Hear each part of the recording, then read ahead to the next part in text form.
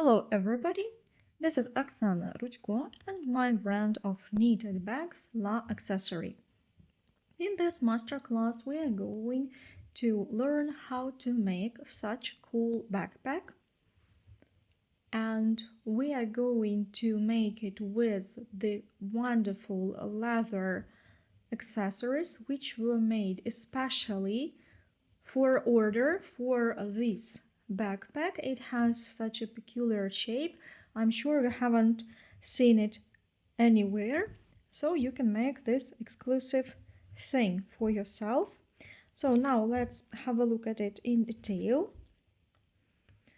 I'll turn it this and that way. So here we have such a leather flap with a decorative strap which has a function that you can make it shorter like this or longer as you like it, or make it longer if you need. Then it has a magnetic button which is very well attached because we sew it like this. Here we have this leather piece with ready-made openings. Then it has such a drawstring, and it has 3 folds on the side, which is really peculiar, and that's why it gets such a shape. Then for the bottom I chose such a smaller rectangle with slightly rounded sides. I'll show you how it looks. And due to the right spread of increases, we get such a beautiful shape of the backpack, which you can use for your own exclusive bag. I'm going to show you this really interesting but thick pattern, 5mm cord. It keeps the shape really well, but it is neither too stiff nor too soft. I'll also show you how to make an invisible joining so that you can't even see where the row was joined in the round. I'll show you life hack how you can achieve this. We will sew the flap, insert such handles, sew the magnetic button, and then make openings so that you can use the drawstring and give the backpack its shape. As to the side, the width of the flap is 20 centimeters, and actually the upper part of the backpack is also 20 centimeters. The width of this part varies from 32 to 34 centimeters. It doesn't matter if you get it slightly wrong. The height is going to be 32 centimeters approximately, and the side here can be slightly different, 20 centimeters approximately, but it depends how you fold it, how you press it. Then here we have such adjustable straps. You can make it shorter or longer for your height. I'm going to make one in different color here. So let's have a look how the kit looks. You will need a flap with openings. For sewing it can be with a lining or double leather, with a magnetic button,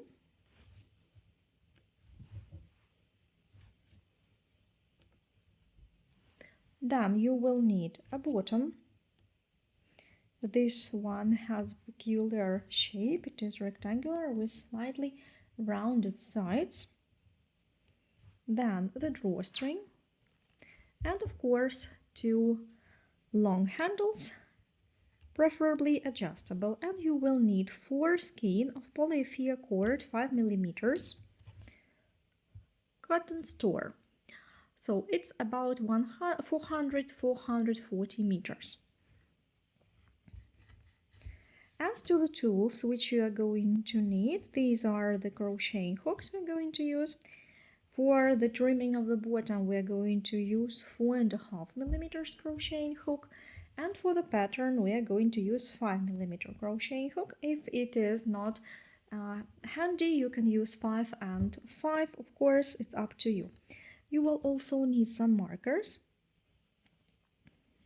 some sewing pins, when we will be sewing the magnetic button and when you will be sewing the lining into the bag, a ruler, measuring tape, lightener so that you can melt the cord, because polyfier cord may be frayed, and so you would better burn the ends.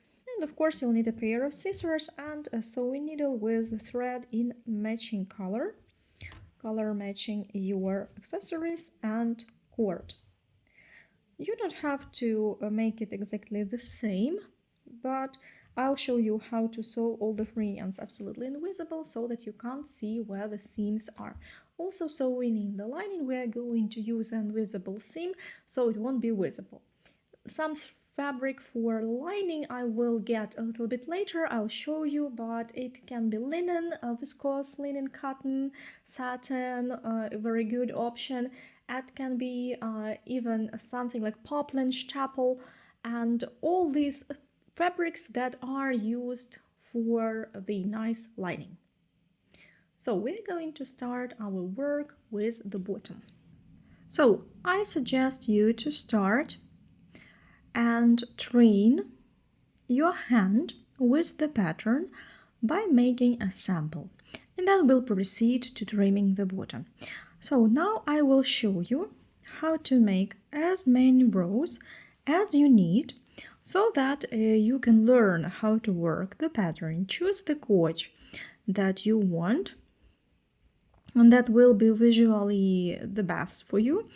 And then when you are ready, you can then start working the bottom and the sides already with the pattern and gauge you like.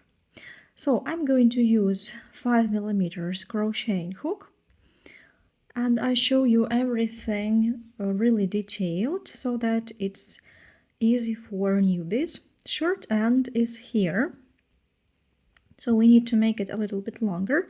I recommend you to leave about 25 centimeters. And so we put it on top on the working thread like this, crisscross it, insert it into the finger, on the finger like this, hold the loop with your fingers, and insert the hook from below upwards. Grab this working thread like this and then pull it and tighten. Tighten it. That's our 0 stitch. So we don't have the bottom. We'll need to make the chain, which will then be the base. This free end I made longer on purpose because when we'll be making trimming, we'll also make it longer so that we can use it for closing each next row. So now we need to cast on approximately 16 chains. You can cast on more or less. That is just a sample, so I just decided that 16 will be enough. So working thread is on the finger, hold your work like this, insert the hook from below, grab the working thread and make a loop. That is the first stitch that we start counting. The second, then the third, the fourth, the fifth, the sixth, pay attention how I work with a hook, 7, because you know some insert the hook like this. I prefer to insert the hook like this from below. Okay, let's count again. 1, 2, 3, 4, 5, 6, 7, 8. Loop on the hook is never counted, the first one I mean. 9, 10, 11, 12, 13, 14, 15, 16. I think that will do for a sample.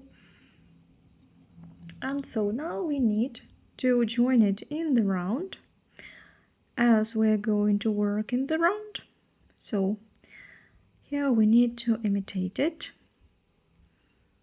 like this. And we find the first stitch here. Don't count that one. Insert it inside into the upper half loop.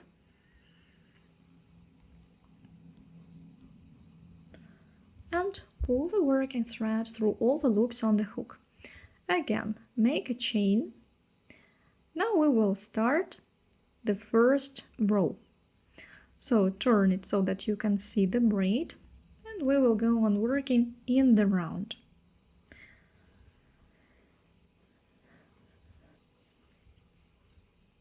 One, two, three.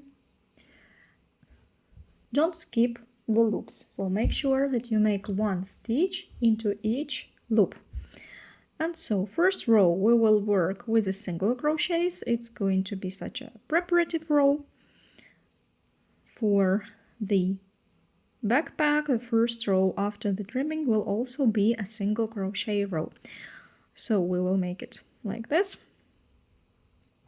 To the upper half loop and make a single crochet. Likewise, the next one, insert the hook, pull the loop. Now work two together. This is going to be a single crochet. And again, likewise, pull the loop, make a stitch. So you already have 3 and 2 together. Grab and 2 together.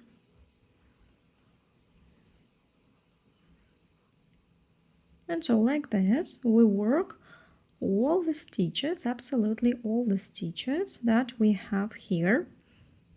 Pay attention that your cord is going to turn, so you have to untwist it. Yeah, if it's twisted in one direction, then you untwist it in another direction. And so like this. You'll need to make a stitch into each braid. Make sure that the braid is still facing you, although it might be twisting inside, it's still facing you.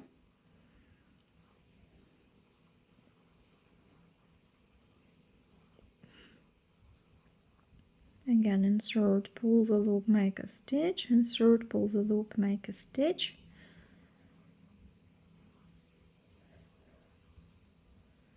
And we have 2 more. Like this. Insert, make a stitch.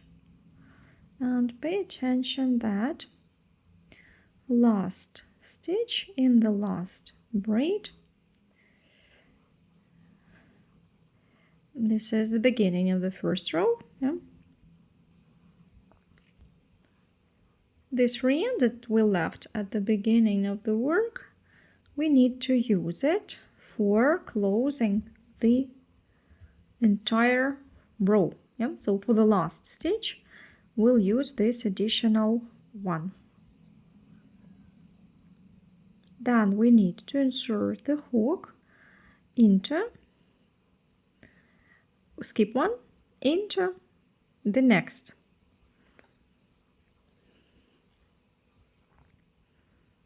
And we insert it into both half loops, grab our working thread, and then pull it backwards.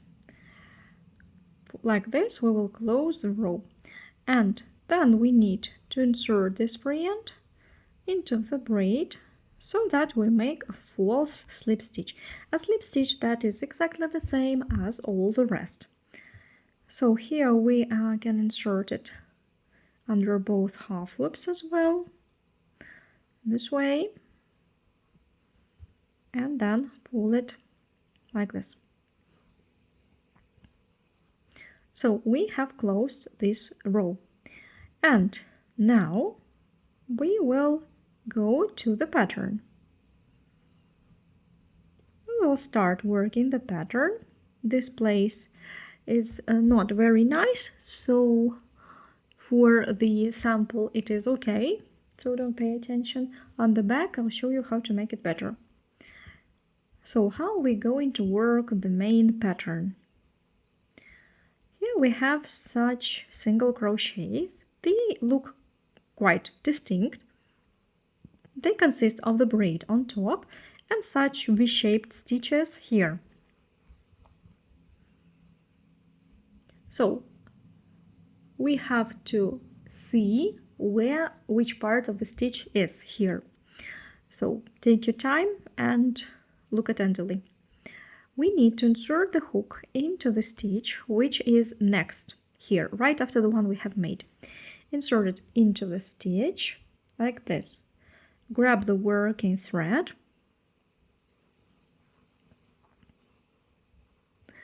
So we insert the hook. You see we have parts of this.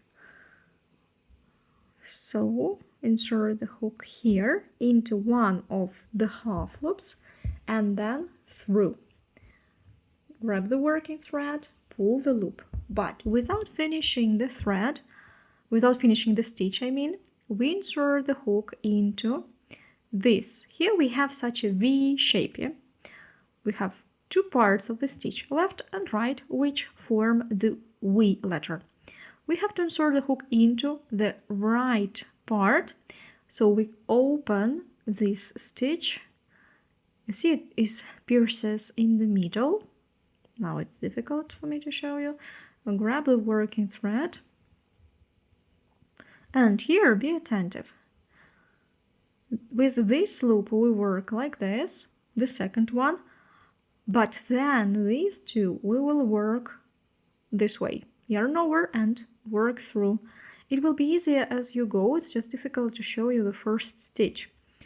Then be attentive. Here we have used one half of the stitch. The left half we haven't used yet. So we insert the hook into the left half loop.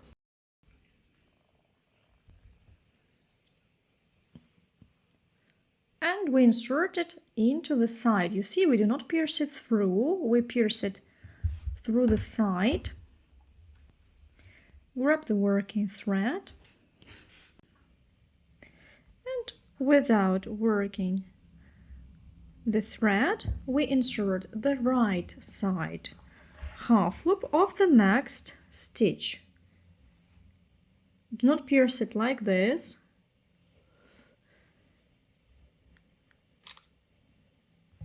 Here we have to grab only this half loop, only this half loop. Insert the hook here, grab the working thread, 3 loops on the hook, first into this one, and then these two together we work like this. Pay attention that here it's easier to make sure that stitches are not twisted, the cordon stitches is not twisted. And so then right side of the single crochet, the left is free, so we work into the left, insert the hook into the left half loop like this, grab the working thread, pull it through, make a slightly longer loop, and without working it, we insert into the right half loop of the next stitch. Just the right one. See? Just the right one.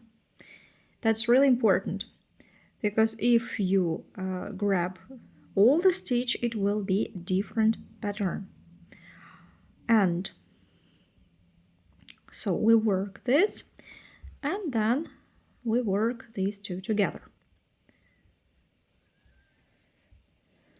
The shorter loops you make, the thicker your work will be. And it will also influence the size and the number of materials you use. The tighter you work, the more cord you will have to use. So again, find the half loop you haven't used yet. Here it is the left half loop. Grab the working thread, make a loop, stop, don't finish it, insert the hook into the right half loop of the next stitch, and only after this make 2, like this. This is our pattern. It is the first single crochet row of our pattern. Let's work several more together, and then you can go on working on your own till the end of this row. So you need to work with a sample so that you can train making these stitches, making this pattern. Insert it only into this vertical half loop, grab the working thread and stop. Don't finish the stitch, insert the hook into the next half loop, pull the working thread, and now work this one through, and these two work two together, like this. And likewise, again and again, insert the hook into the left half loop, then find this half loop. It's difficult to start, but when the gauge is going to be the same all the time further on, it's going to be much easier.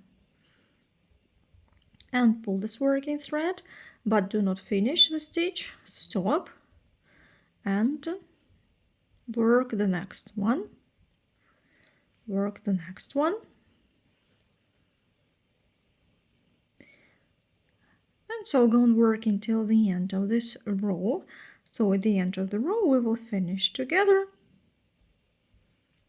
because our pattern is going to change slightly. And so I have worked it almost till the end of the row. We finish here, one stitch which we will use, and the next one here, and then joining the round. So insert the hook into the left half loop and then into the right half loop of the next stitch. Yeah, by the way, I did it wrong. Now, yeah, so grab the working thread, make joining stitch, and this way. And then I can count this one as the next stitch, because technically it is single crochet. It looks like a single crochet. So insert the hook into the left half loop here. It's hidden here. And then we will make, just in any half loop, one more here, according to the same principle, and continue working our pattern.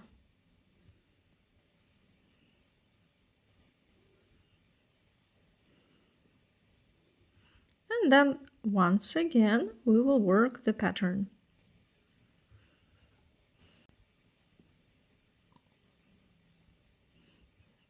Here you have to pierce it. Yeah, you have to pierce it. Maybe I could leave it like this. Okay, let's leave it as it is.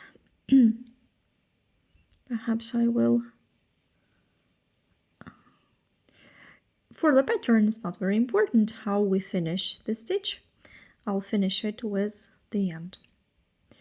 So, and here we will insert the hook into this half loop, the first half loop. So we'll grab this working thread, tighten it slightly, and then return it here where it has started, where it came from, and then it will be easier. It's just difficult to make this transition between the first and the second row. Further, it's going to be much easier. And yeah, and so we continue working our pattern. Now I see that the cord has twisted. What I do? I twist it like this so that it is maximally twisted. And then I will untwist it.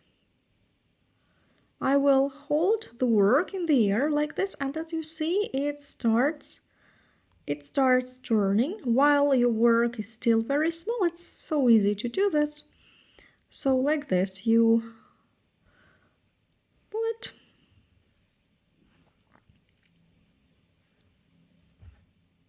And so we insert the hook into this braid,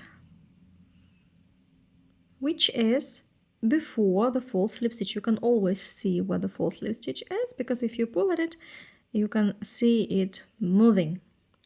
So if you have lost where it is, you pull at the end, you will see where it moves. There it is a false slip stitch.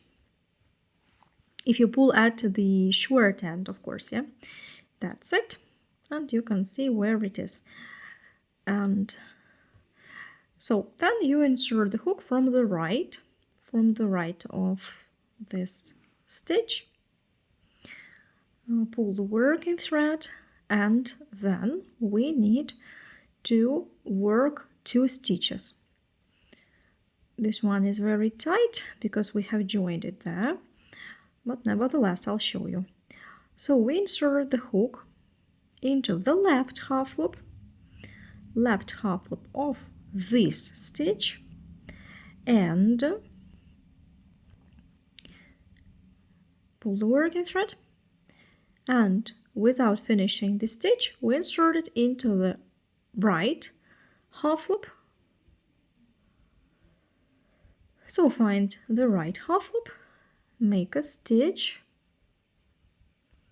1 and then 2 together like this, and then find the left half loop of this stitch. Here it's difficult to show you, and stop, find the right half loop of the stitch. Then it will be easier for you to see.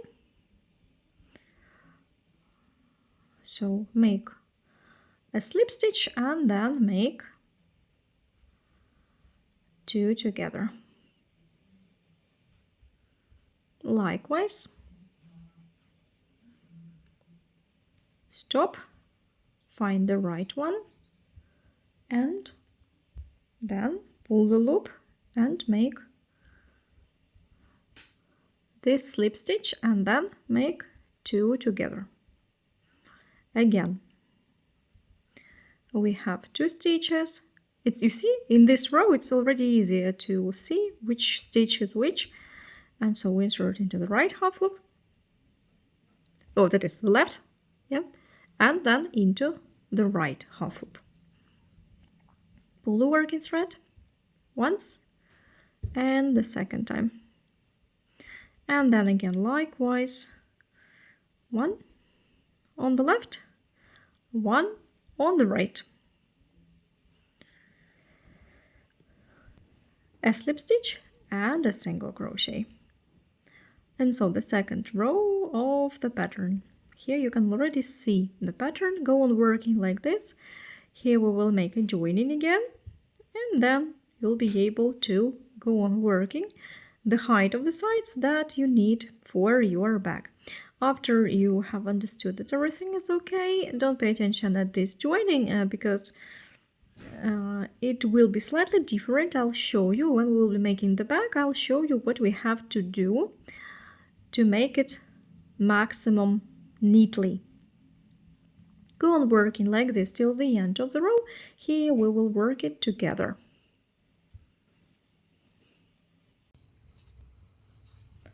So at the end of the second row, we make now this left side of this and the right part of the next. Here you already should remember how it will work.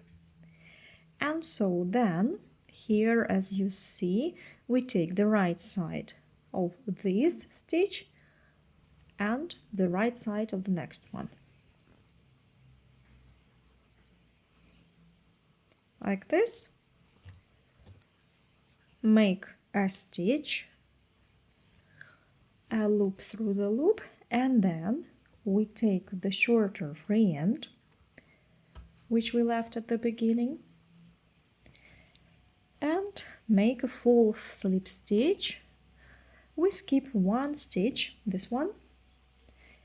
Like this, we're going to make not only in this sample, but in the backpack as well.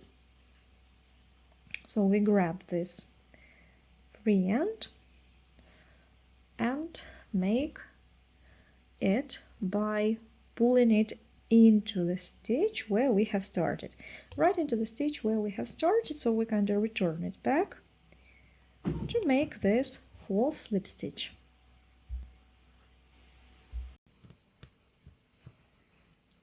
And we insert the hook into the next stitch, next to the full slip stitch which we have just made. How to know where the slip stitch is? Here you can pull at the free end and it will show you where the slip stitch is. So grab the working thread and go on working the pattern using left side here and the right side there. And also pay attention that here we have 2 stitches, but we will cover them with the stitches so it won't be visible at all. Insert it into the left half loop, into the right half loop, like this.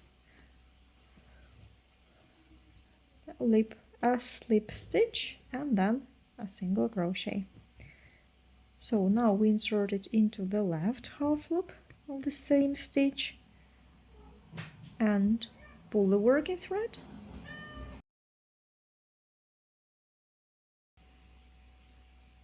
A slip stitch and a single crochet.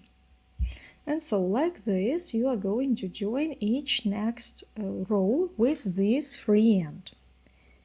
So like this you are going to work each next row.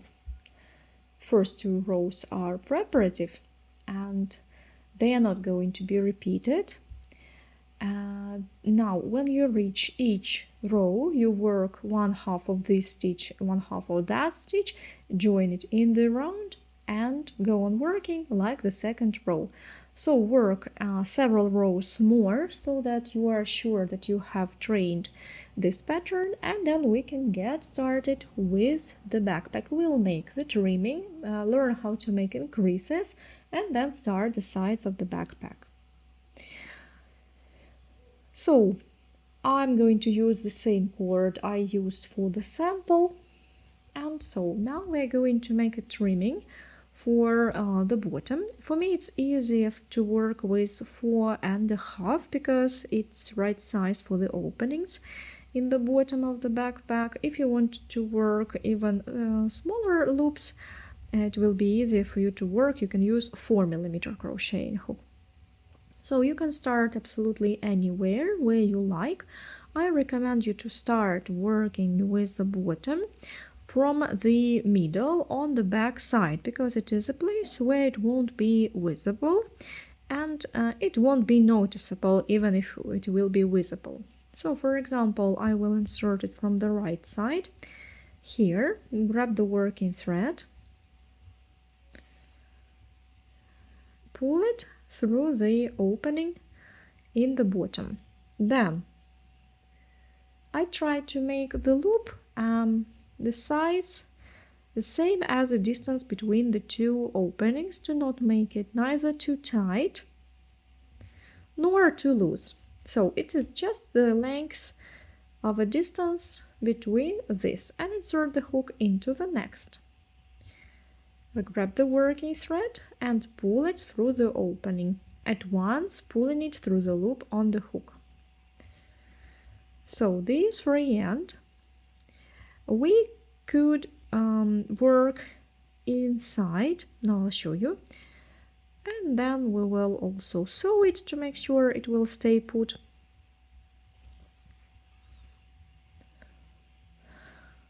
So make the loop, which will be the right size, and insert the hook into the next one. So this cord should lie so that it's not twisted. At the same time, we hide the free end on the wrong side. Grab the working thread and pull it through the loop on the hook at once. You see this free end? We try to work the stitches around it so that we hide it at the same time as we go. Don't have to do it additionally. And see, I have crossed it and through the loop on the hook at once. And then again insert the hook, make it like this, and make a stitch. This place is going to be covered with a lining anyway, so here don't worry, it won't be visible no matter how you hide this free end, it doesn't matter. So like this we go on working along the perimeter. At the corner I'll show you, but actually it is all the same. Here nothing special. With slip stitches we just go on working around the bottom like this. Go on working till the end, and I'll show you how to join it into the round and start the next row, which will also be the trimming. So I have almost finished the first row of the trimming. Last two openings here. Then pull a short end. We will make one more, so you need to take as much, to leave as much of free end for one stitch, so that you can make one free end stitch.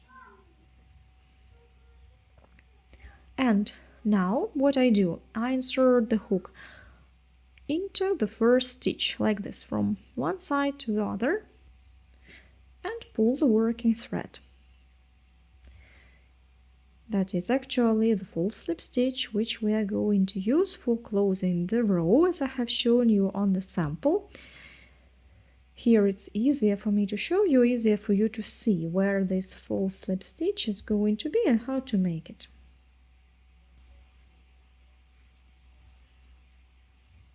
And so here we need to return this free end right into the place where it started, so that we close this loop and it looks exactly like all the others. For this we need to insert the hook from this side like this, and then pull this free end to the wrong side.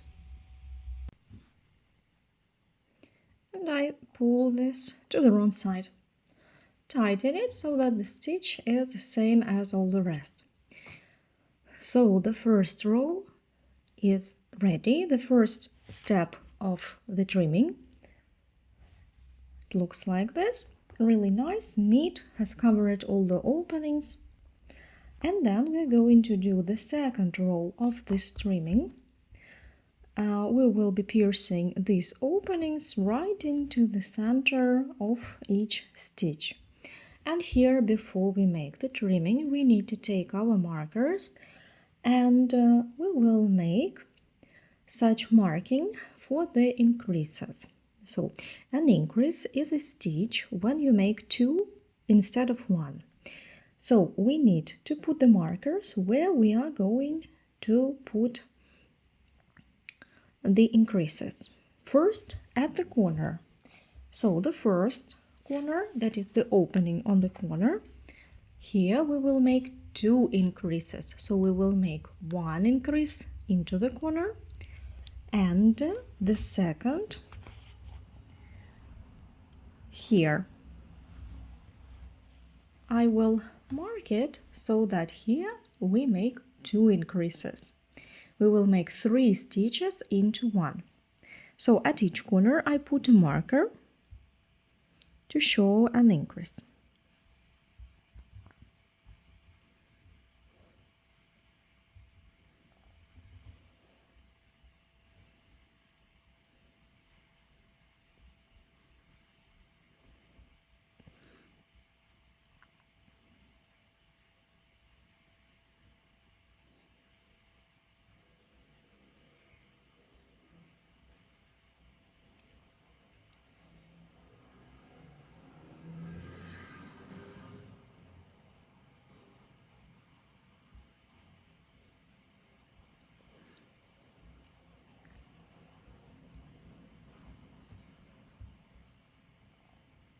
So now along the perimeter we will also make increases. We need to count here, without this one where the marker is already. Without this we count 4. 1, 2, 3, 4. So the 4th stitch is like if you draw the line after this half ring, you will have the level of the 4th stitch. So here it is. We make a marking. Here will be 1 increase. Likewise on the other side, you can either count 4 or just follow the line after this half ring and make an increase. And likewise, of course, we make it on the other side.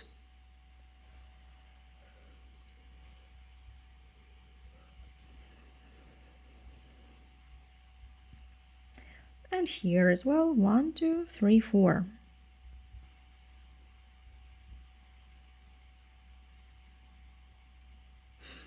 But let me see.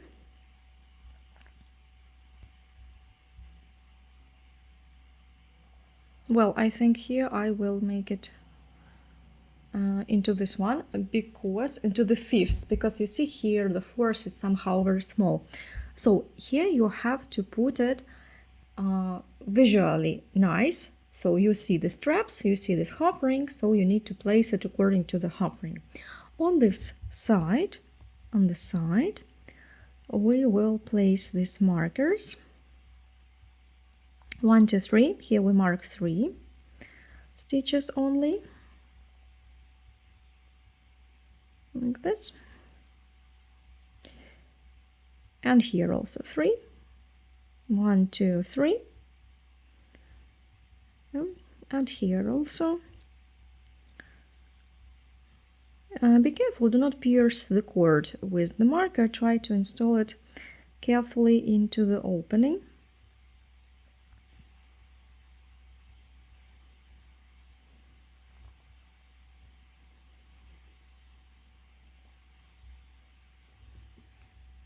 Here as well, 1, 2, 3.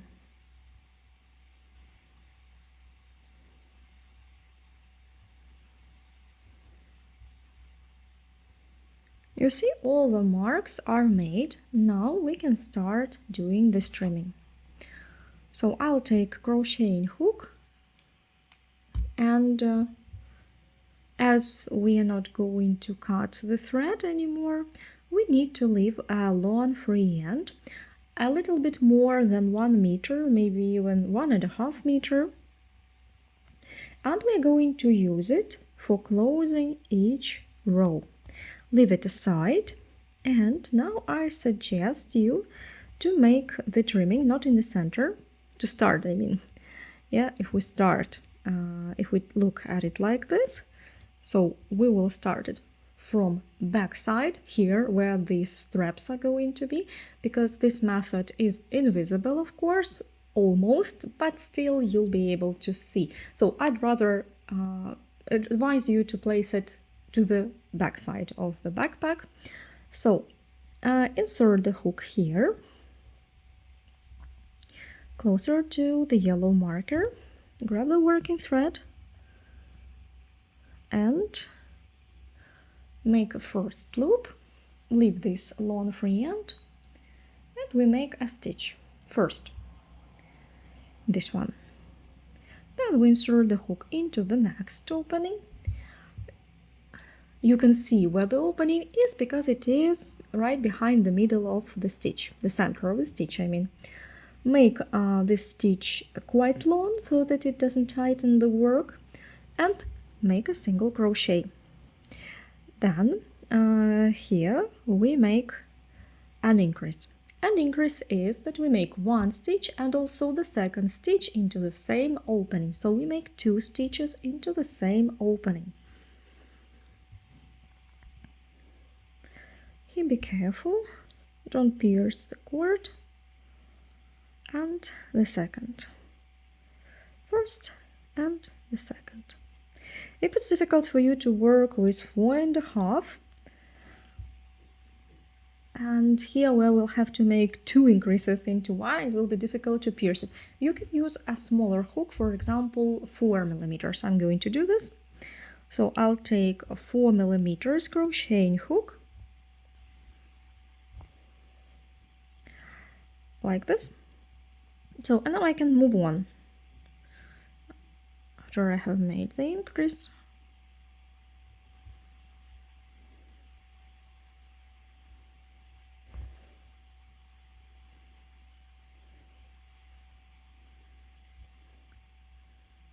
And a single crochet, like this, and then take the markers off. Now you need to make 1 stitch and 2 additionals. So we will make 3 stitches into one. I'll use 4 millimeters crochet hook because here it's difficult to pierce it through. 1 and then 2 and the third. It's difficult to pull the third one through the opening. Yeah, just use smaller crocheting hook, it's easy.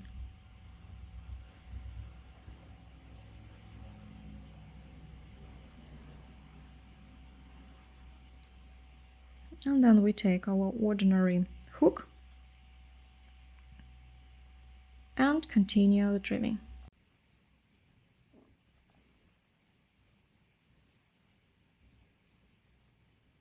One by one. Where you have a marker, you make 2 stitches. That is an increase. 1 and 1 additional.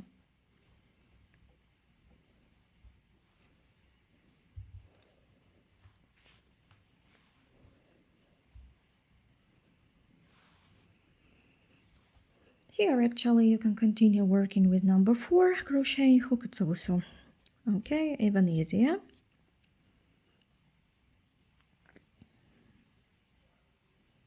And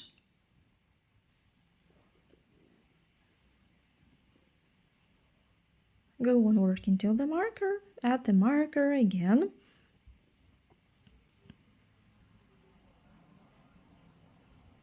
Make 2 stitches.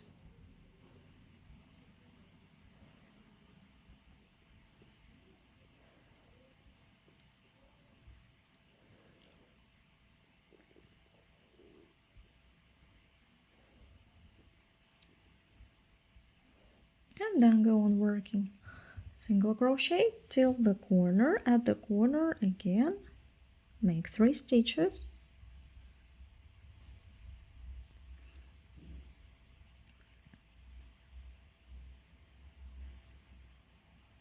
Here try to make the stitches long enough.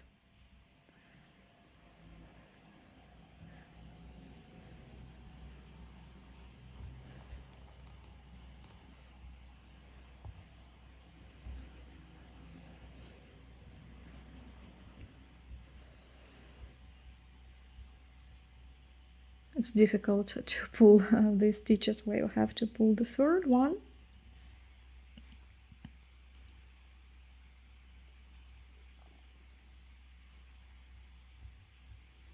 And so we continue working like this.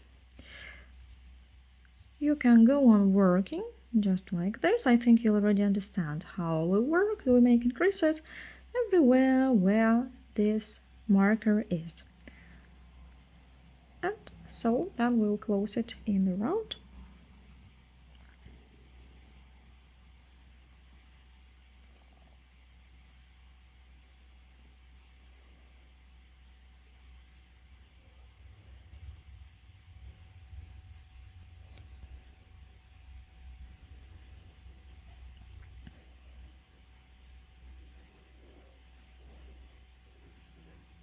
Go working along the perimeter, make increases where we have the marker. So after you have worked this row, now I see that my thread has twisted so much that I have to untwist it. First I do this like this, untwist it. If you have a loop here, just tighten it on the hook so that it won't come off. Like this. And then you just lift it in the air like this, and it will, it's difficult for me to show you on camera because it's not high enough, like this. If you hold it in the air, it will just start spinning, and yeah, like this, it will untwist. And then we will close the row.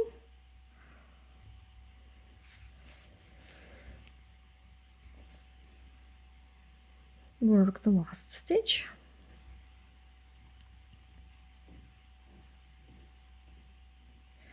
And so, have a look. We close the work with a long free end, which we actually left for this. So we grab it, and then with the same false slip stitch which we have just made, we'll close this row. Find the first horizontal one, this one, insert the hook into it, grab the working thread,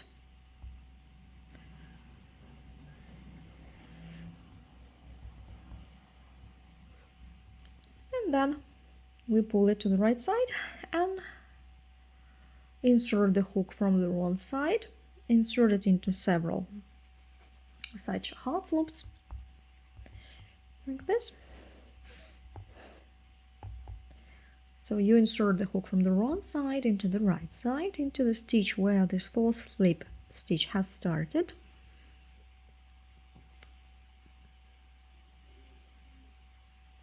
And pull it to the wrong side. So like this, our first trimming is ready, and then we will start making the sides. The first row of the sides is going to be single crochet row. It's just a preparative row.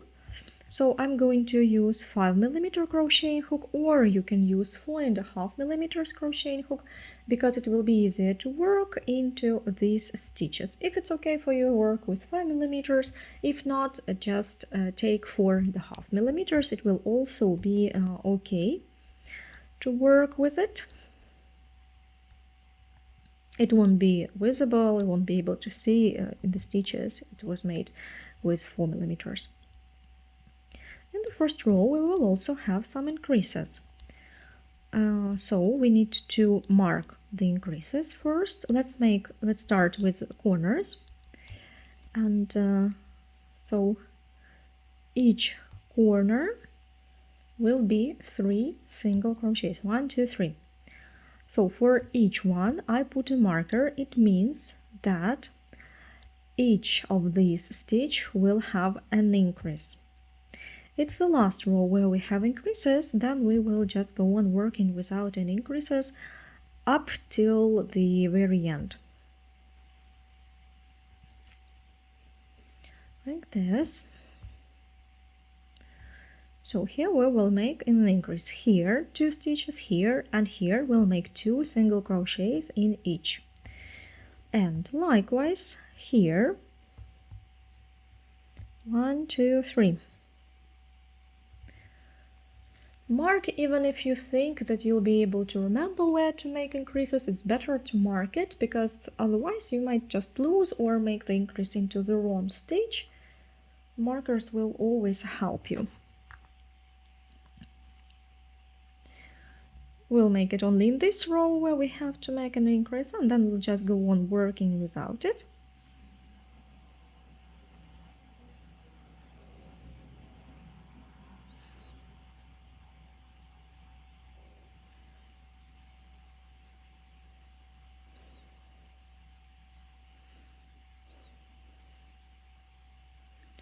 So here are our increases.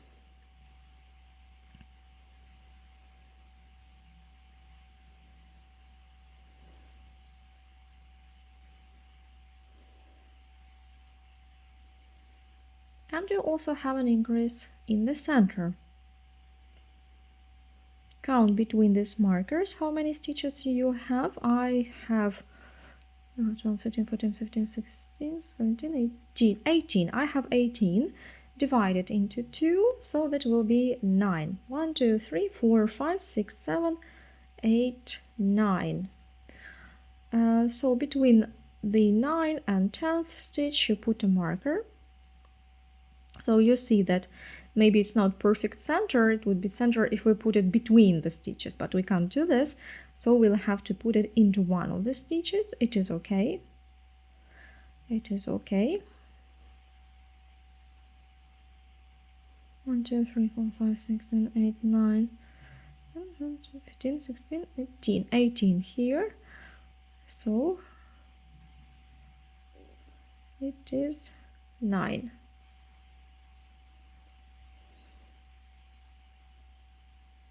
Here likewise we make marking.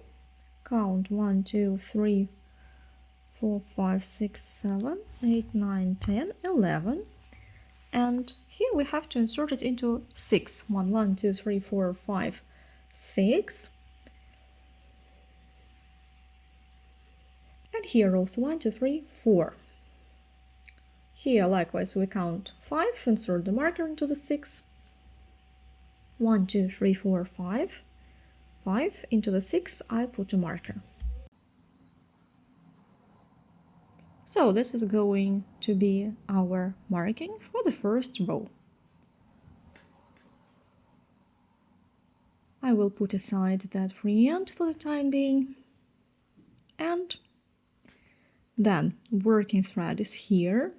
I insert the hook. So have a look here. I have the thread, so here I insert the hook into the braid, into the upper half loop of the braid, and the back half loop. Here you see it is straight after it, and grab the working thread. And remember that here we make just a row of single crochets with increases. Insert the hook into the next, likewise into the upper half loop and into the back half loop as well, and make a single crochet. Do not tighten the stitches here. If you seem to tighten the stitches, here the pattern is going to be really tense, so you don't need to tighten the stitches. Vice versa, to make this pattern look nice, you have to make it slightly loose. So go on working. A next single crochet, again a single crochet, and into the next stitch a single crochet. I'll work slightly quicker, I think you can already see. And the next one. Then we see a marker. It means that into this stitch we will make 2 single crochets instead of 1. In the next stitch, we again have a marker, so we will also make 2 single crochets instead of 1. Insert the hook, make 1, and into the same opening then make 2.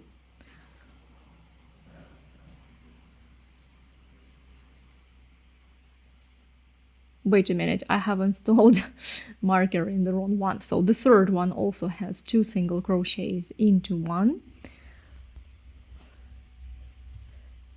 And again. So now we go on working. Yeah, 5, that's right, I just put marker on. Now we have made a corner. Then we need to go on working single crochets till this marker.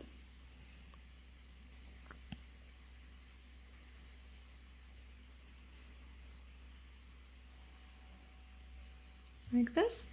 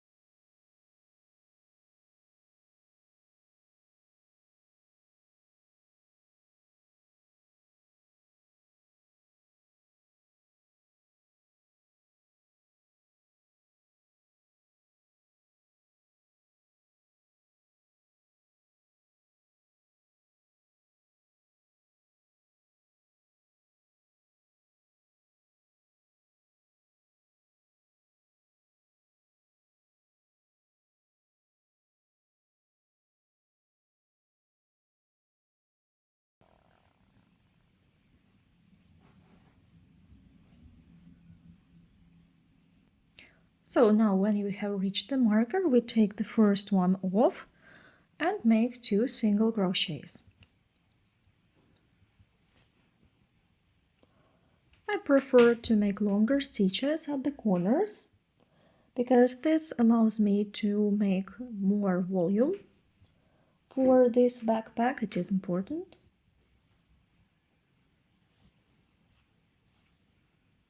And again, the second. The next stitch we also have a marker. So make 2 stitches into 1.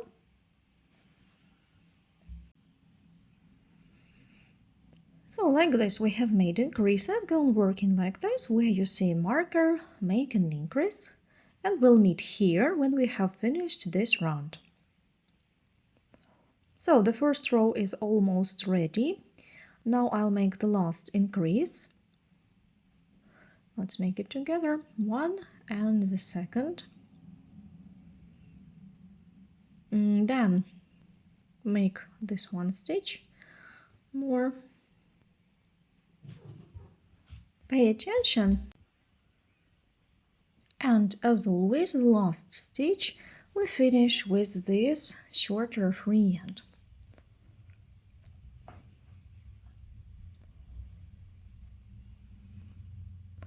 We make this last single crochet with it so that everything is okay. Pay attention that we need to find the first horizontal stitch. This one is not the first stitch, it is such a diagonal one. It is the first horizontal one. So into this one we insert the hook, grab our working thread and make a full slip stitch. I will show you again last time. So we have pulled the thread like this, and now we need to insert it back into the stitch where we have just started. So I mean that now we insert the hook into from the wrong side to the right side, yeah, or upwards like this, into the back half loop and into the upper half loop, and we return this to make a slip stitch. grab this free end and pull it completely through.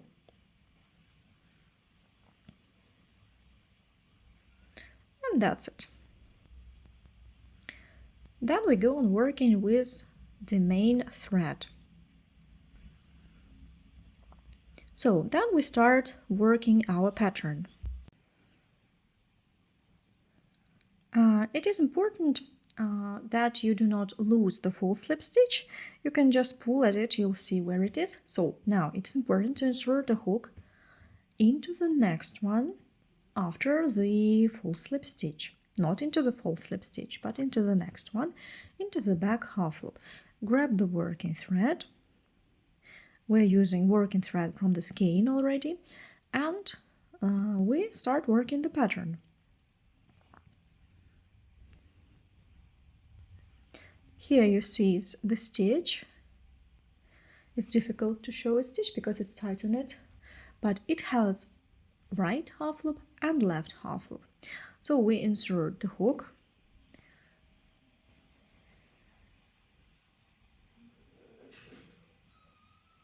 and pull the working thread. We have 2 loops now. Pull it slightly longer, but we do not make a single crochet. We insert it into the right half loop of the next stitch and pull 1 more loop. Now we have 3 loops on the hook. First one we slip through the second, and these 2 we work together. This is a pattern. Now I will make a zoom in and show you everything in detail. So how we start? Let's have a look. This is a stitch which we have just made. We have made it into the right side. So now we insert it into the left half loop of the stitch, pierce it through, grab the working thread, 1 loop. Now we make it a little bit longer, you see, so that it's at the same level as this one on the hook.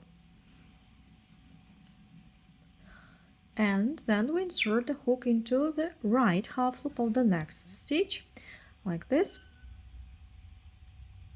And we work only into the half loop. We do not work it in all the rest that you have on the back of the stitch, only into this 1 half loop. Grab the working thread, make a loop, slip it into the second, and now make a single crochet with these 2. So these are the stitches that we are going to use for this backpack, and that's how it's going to look, this way. The next one, likewise, first into the left half loop of the stitch.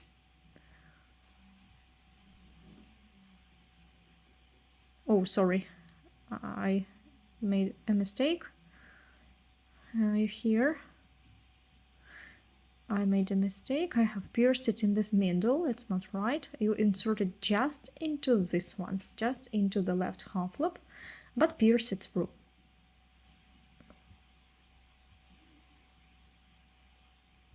And then the next one.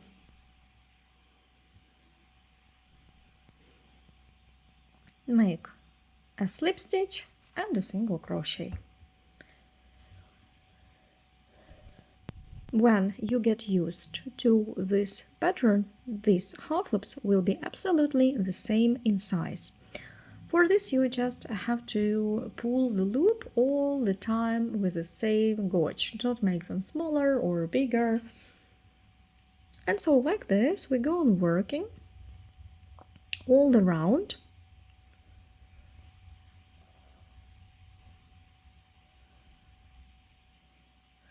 Go working on and on in the round till the beginning of the row here where we have started. Okay, let's make several more stitches together and then you can continue working on your own. We'll close the round and then start the next one. So we insert the hook, we see the next stitch, insert into its left half loop first, make a loop, slip it, leave it on the hook, that is, insert the hook into the right half loop of the next stitch,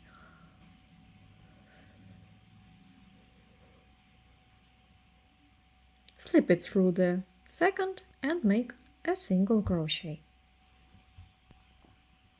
You can clearly see the stitches because here we have an upper braid and under it we have two half loops, like a V shape made of two half loops, a right side half loop and left side. On the corner it is a little bit tighter, so it's difficult, but you can stretch it like this and then you will see where the left and right half loops are.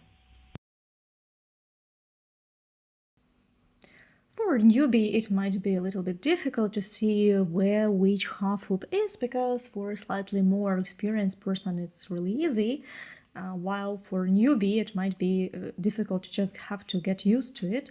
It's just your experience. So we find the next half loop, and again the next one, slip through one, and again.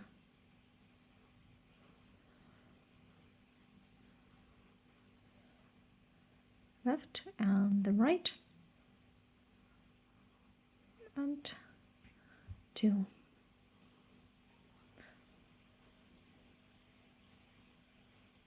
So let's work the corner together and then you'll continue on your own.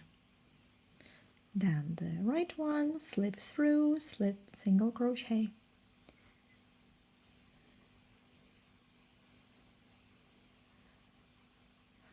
These two, the left half loop and the right half loop. Once and twice. And again. Left half loop, right half loop, slip through and a single crochet. And so like this, you go on working together. Have a look where the left, where the right one is.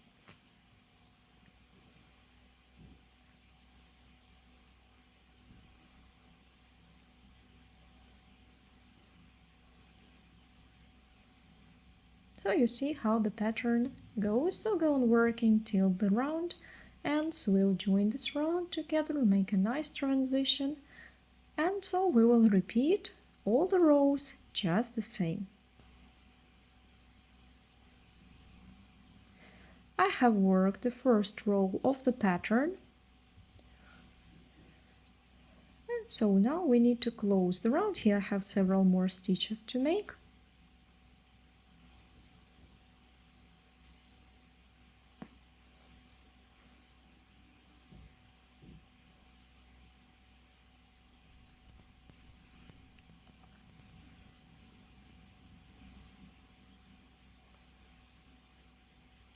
So pay attention how the last stitch looks.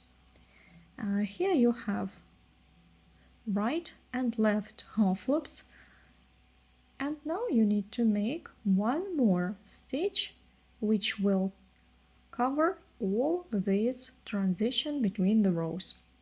And so these half loops will go just in the round. For this we insert the hook into the left half loop here,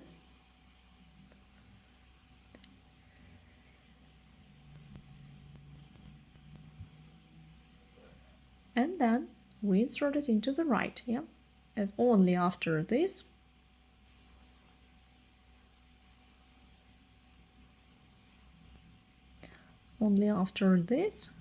we slip this one into the stitch.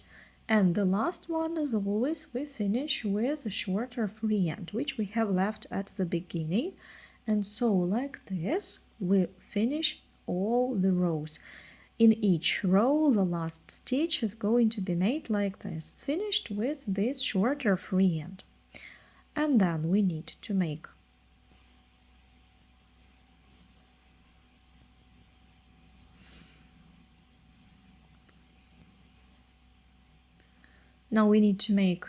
a false slip stitch, and pay attention how we do this.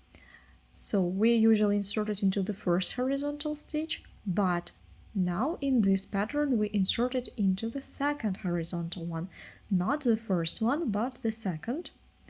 So grab this free end, pull it through completely, and then return it back into the stitch where we have started it. Insert the hook from the wrong side like this and pull it through. So you have made a full slip stitch, which is absolutely the same as all the rest. And so here you see this line goes, it's not interrupted. Here we have one more, here, this one, it's the first stitch which we have skipped, but it will be covered when we make the next row. So actually this place will be covered with the next one. So now we need to make a loop. We see that full slip stitch is here, and here it is, and we always start one stitch on the right from this full slip stitch into the back half loop, like this.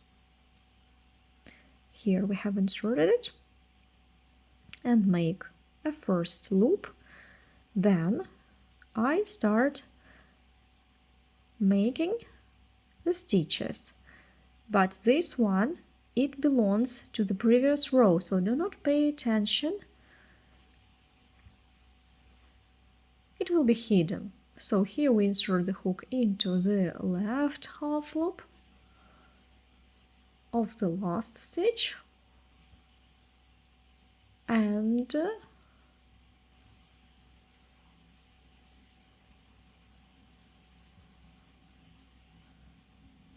here we will insert it into the right, but we also see this one on top, but we ignore it. Don't pay any attention to this one.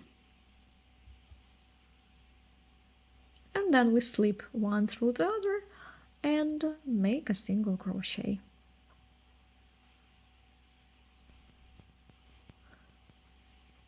Then we use the left half loop of this stitch and the right of the next, and as you see we have already covered that half loop, that odd one. Yeah, it's not visible anymore.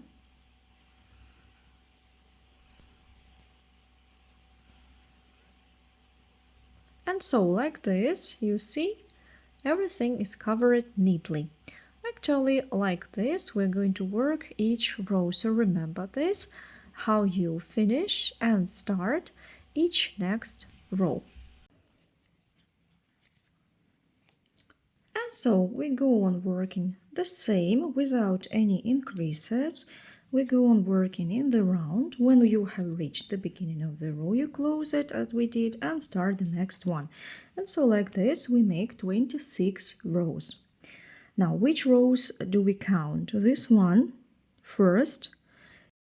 This is a trimming, so we don't count it as a row. And we start counting the rows only with single crochets. Here, where we made a row of single crochets, it was the first. Here we have already started the third row. So in each row between these stitches, you'll be able to see such stripes, such rows. So we will make 26 in total. We have started the third. At the 26 we will make a marking how to install drawstrings and make the last two rows, make the drawstrings. Then we'll sew the flap, sew the magnetic button on, and then sew and sew in the lining and install the handles.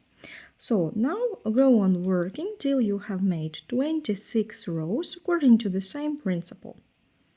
And then we will meet when you have made 26. I want to show you one more time how we join the row, how the pattern looks. So we need to make a transition between the second and the third row. If we count the pattern, I mean, yeah, from the third to the fourth, it will be better to say. So we have 2 stitches and the half loops here, which we are going to work to join in the round. Insert the hook into the left half loop of the last stitch and then insert the hook into the right half loop of the first stitch of the previous row. Make a stitch and the last one will be not with a working thread but with a free end. With this shorter free end we can pull it completely, tighten this loop so that it is as all the same. Once, skip one and insert the hook, don't forget to skip, and insert the hook into the next one. Grab this free end and pull it to the wrong side.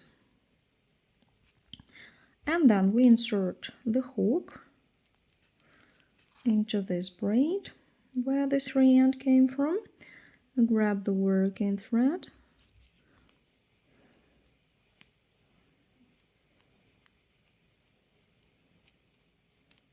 Now we have closed this row. We can take our working thread and insert the hook into the half loop, which is after the false slip stitch. So this is a false slip stitch and this is the next one. We insert it into the back half loop of this stitch. And then we go on working our pattern. Remember that at the beginning of all the rows, this one will have an additional half loop which we cover. So insert the hook into the left half loop and then into the right half loop of the next stitch without looking at that additional one. So just ignore that extra half loop. A slip stitch and then a single crochet. So, and then go on working till you have made 26 stitches according to the same principle.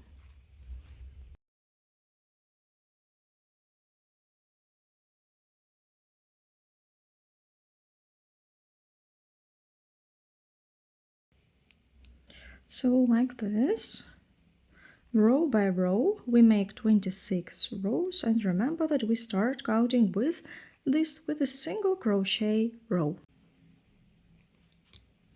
Don't count with trimming, start counting with single crochet rows. So go on working like this till you made 26 rows, and then we will meet again. So I ran out of the cord and now I decided to show you how I can change the skein and take a new one. So let's make the pattern till the point where you see that it is a very small free end. Well, actually I think I will stop here. So the first part of the stitch I made with this free end, and the second I'm going to work with another one. So I insert it into the next, use the other free end to close it. Now these two free ends which we have here, you can hide them, you can make a neat knot so that, and then we continue working with this working thread.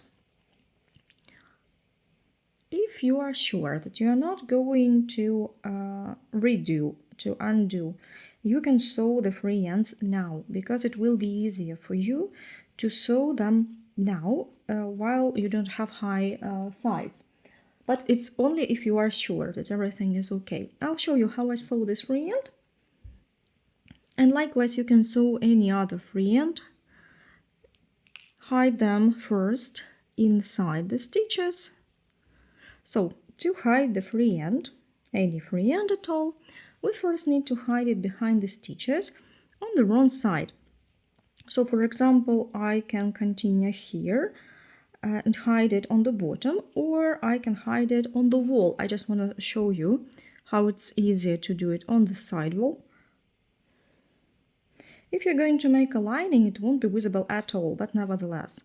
If you're not going to make the lining, then you'd better make it neat, so that it's not visible on the inside.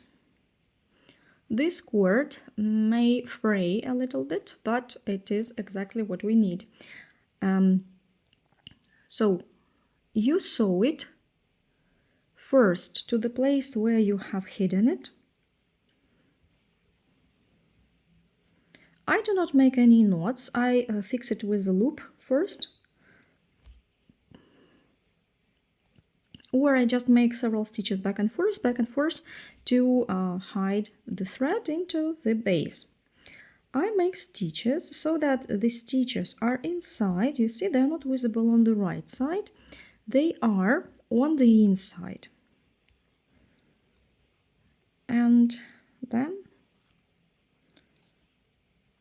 I try to pierce so that I pierce the end I'm hiding together with the base, so that it will be fixed inside. Now I can cut all this excess. If you have a long free end, not like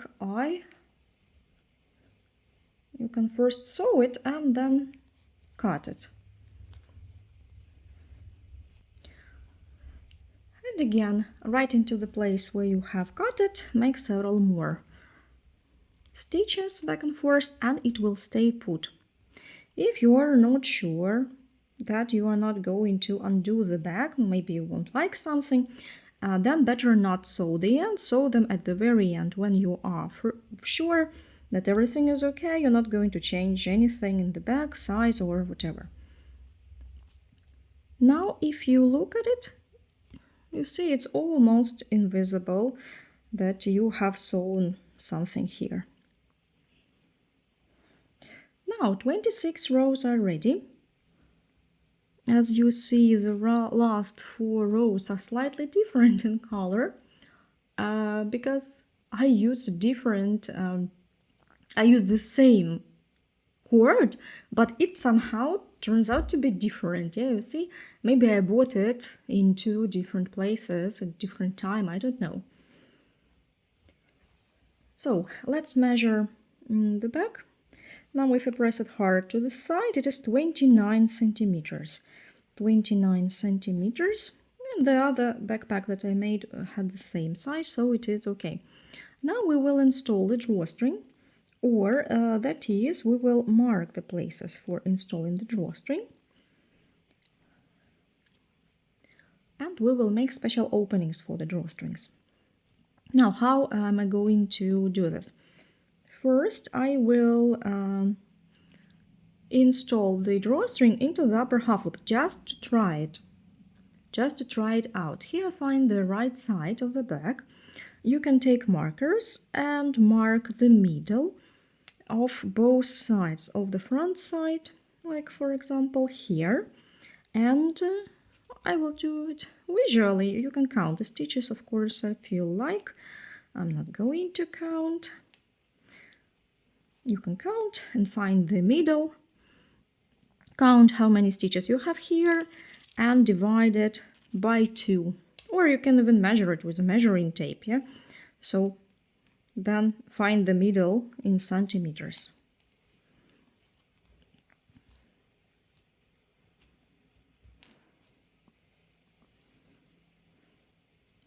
So this is the middle of 2 sides.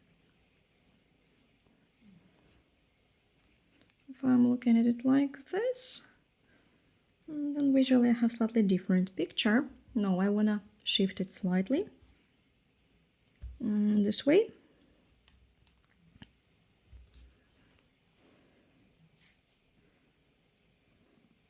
And then we shape the front part so that it is the same width as our flap, that is 20 centimeters. So it should be the same side, not less, it can be more, but not less, as the side of the flap. So let's try it on. we'll see. It might be a little bit bigger, but not smaller. So actually the first side is ready. Then the back side is also made this way. So now we make it approximately and we will have a try, have a look. Markers will be in the middle, yeah, it's middle of the side. Then if you put the flap on, have a look how the shape is going to look. I see that the flap covers, then it is okay. We need to make this fold. This fold we make like this. You see in the middle we fold it. Again, in the middle, yeah, just find the middle and more or less so that these sides, distances between these sides are the same. You can also measure them and put a marker if you like 5 to 6 centimeters. For me, I think it will be okay. It can be 1 or centimeter plus minus. If you want, you can measure it all and make it absolutely perfect, of course, put markers and so on. It's up to you. I prefer to make it visually so that it looks nice. For me, it is okay. I can find the center visually, let's say, so I have already trained my eyesight. So I have spread this. Now, yeah, you see how these folds are going to be. Okay, I'll measure here to prove that I have made it right, whether it is 5 or 6 centimeters, approximately like this. Maybe here I will make, you see, the main principle is so that it visually looks okay, and it is okay. Like these sides are the same, the front and back sides are the same. So now you can leave it like this. You see the folds stay in place because we have such flexible cord. And yeah, so like this. Try the flap on. If it is okay, then I can install the drawstrings. Now the drawstring is going to be installed like this. We need to skip 3 stitches from the fold. 1, 2, 3 here for the drawstring. We'll start with the back side and insert it into the upper half loop. Upper half loops, 2 half loops. Here again 1, 2, 3 from the fold and insert it into the 2 upper half loops. Okay, again you make it the same distance from the fold. 3 or 4 stitches, that is. Here the same. If you like, you can change something. So now at this point you can adjust it so that visually it just looks okay.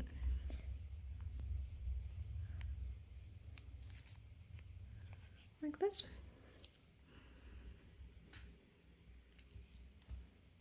One, two, three. Again, have a look whether it is okay. I prefer to count without this loop on the fold, the one that is exactly on the fold. I don't count, I start counting with the second one, with the next one. Also, if you see that your stitches are smaller or bigger, you need to adjust something, feel free to adjust it. So here the most important factor is so that it looks okay to you.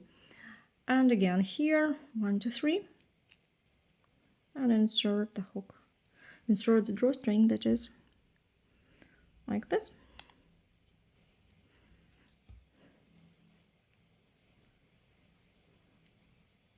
Here likewise.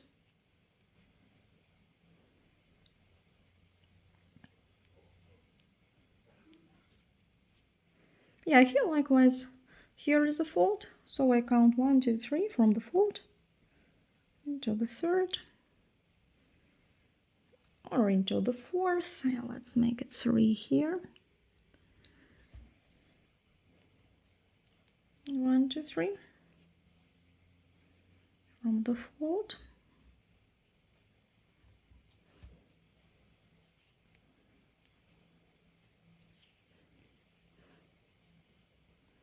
One, two, three.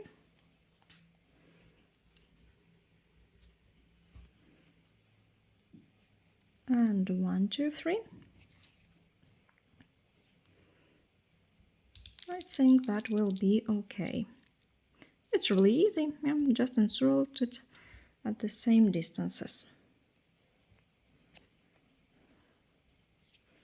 Here, 1, 2, 3. And here as well, the third one here. So, actually, that's how your backpack will look when it is closed. Have a look whether you like how you have installed the drawstring. Do you like the folds that you have made? In general, whether it looks okay. Try the flap on again. If the flap covers the sides, these folds, you can see the sides and it is okay, but the upper folds, it should cover. I see that everything is okay, so I can just continue and go on working. I'll leave it as it is. So it means that now the places where we have, I'll take this away so that they do not disturb us. And now I will mark the stitches where I have installed the drawstring, because it's not going to stay there. I just needed it to give it a try. Now mark the stitches where you have inserted the drawstring. And only after this you take the drawstring away.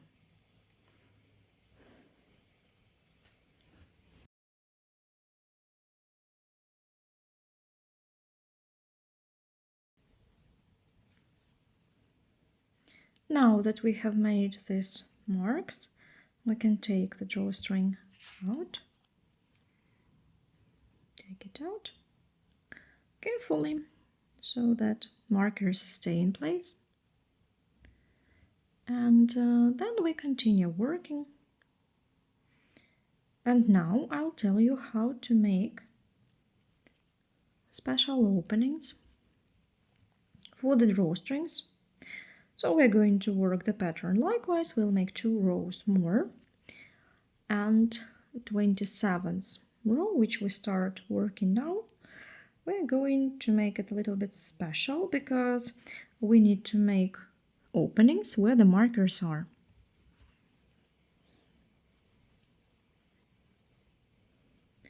Now, when you have reached the place where the first marker is, you need to make a stitch like we work this pattern. Then make this loop slightly bigger and just make a chain. So for the drawstring we'll have a chain. The stitch that is before this loop, we work it only into the right half loop. Then we make a chain, skip the right half loop on the next stitch and make a stitch into the left half loop of the next stitch. We work with the same pattern, like this. So what do we see? We see that we have such an opening into which we will easily put the drawstring, and it's going to be not going to slide here, it's not going to tear the leather or the cord, although the cord is quite strong and wearable, durable, but nevertheless it's better to make it this way. Then we go on working the ordinary pattern, and where you have marker, I'll show you one more, and then you can go on working all the just likewise.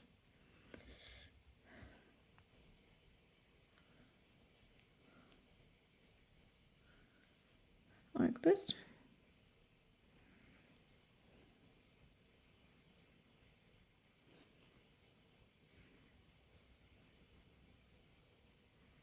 Now when you have reached the next marker, make the last stitch before this marker. Let's have a look where we are. And now, instead of continuing to work according to the pattern, we make a chain like this. Then we skip this one where the marker is and work the next one, working into this left half loop.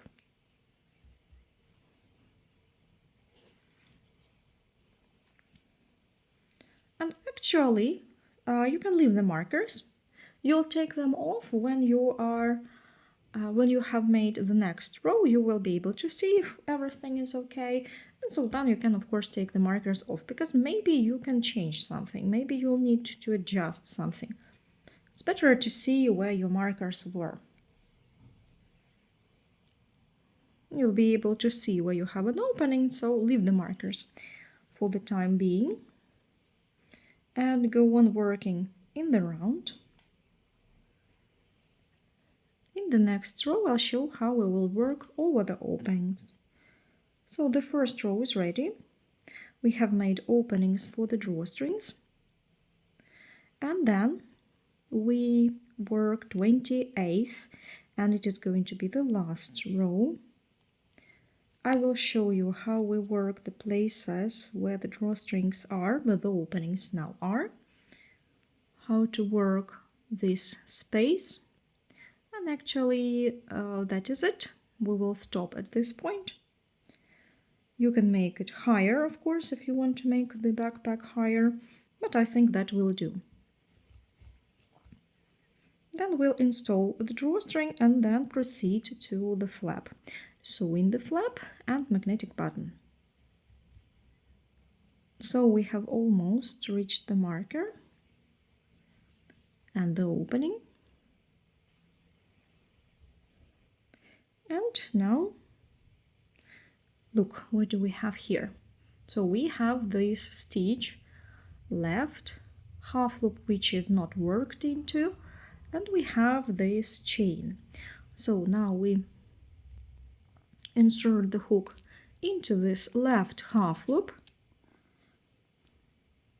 and at the same time we insert it into this half loop under this chain. You see here,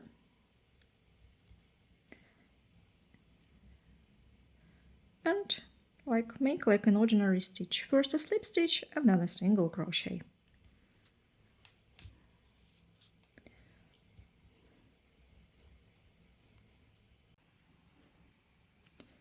So next stitch we make the following way.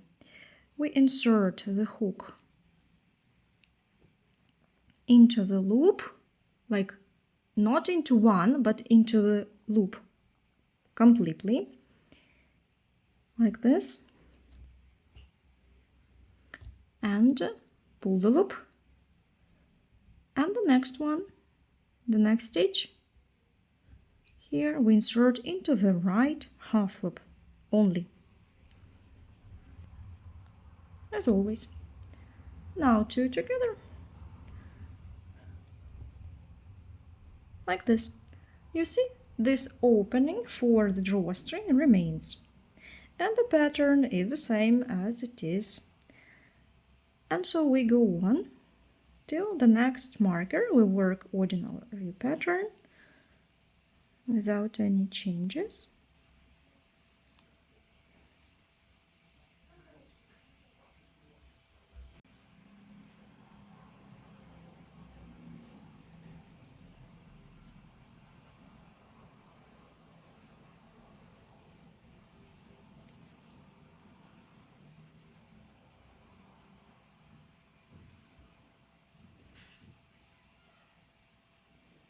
Okay, next marker.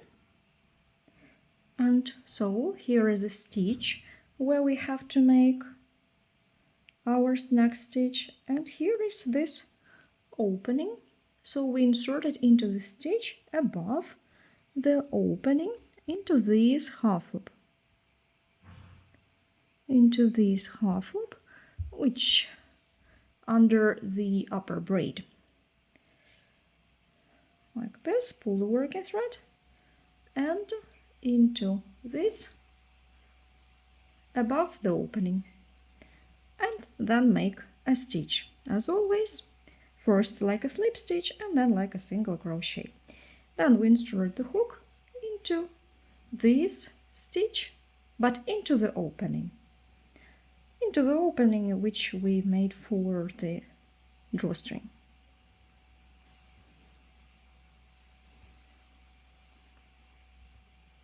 And now insert the hook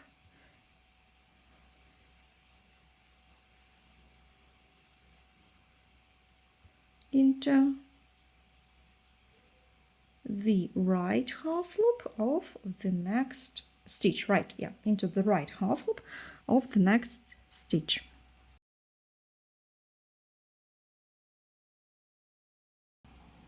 And that's it. The next opening is worked. Second marker. And so we go on working like this from one marker to the other. And this way we will finish where we have started, with each next marker do all the same, finish here together, and I will show you how we will move, how we will insert the drawstring, and how we'll go to the next stage, that is the flap. I have one more stitch to make, that is a 28th row, and we will close our crocheting completely. Like this, and the last stitch I make with the other free end, as you remember. Then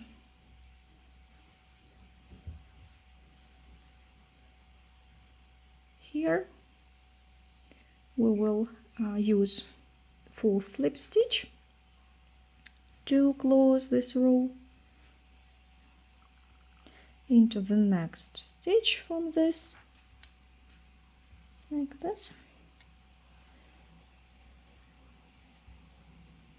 And likewise pull it into the place where it has started, so that we have a braid.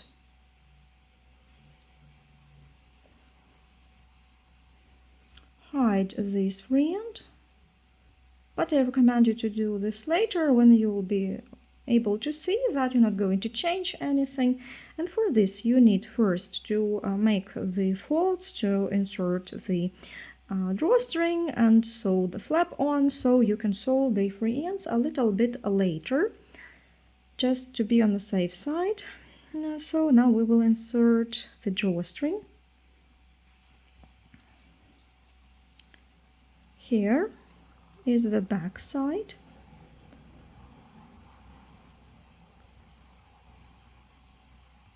You can take the markers out now, or I don't know, maybe later, if they do not stand in your way. And so we insert the drawstring.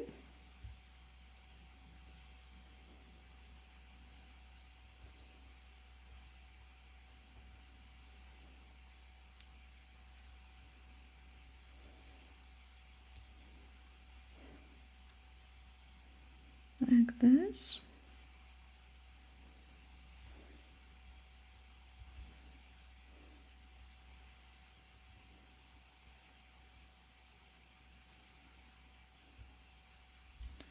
Okay, now make 3 folds, check, and go to this side, continue here.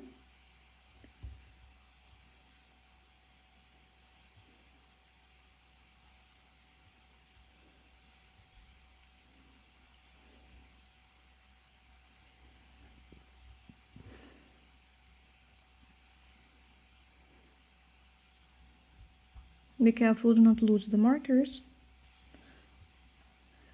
You can take them after you have pulled the drawstring. this.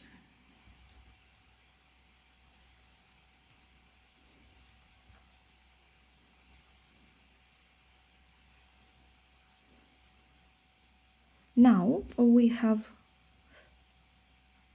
made it till the end. First of all, let's add this stopper to fix it right.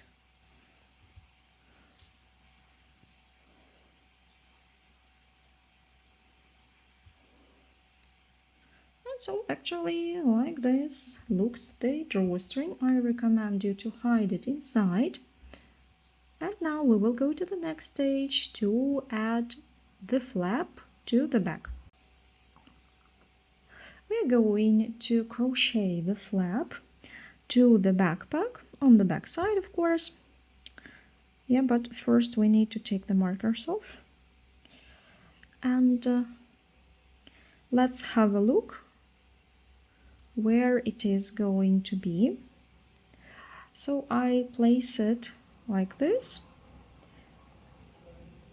a little bit lower than this drawstring, but it's just a little bit. I'm going to sew it right here, right below this line, I think. And it's going to be a straight line. That's very important to keep a straight line. As you see that here you have exactly the same size, 20 centimeters that is. It will be really easy to place it because the size is the same.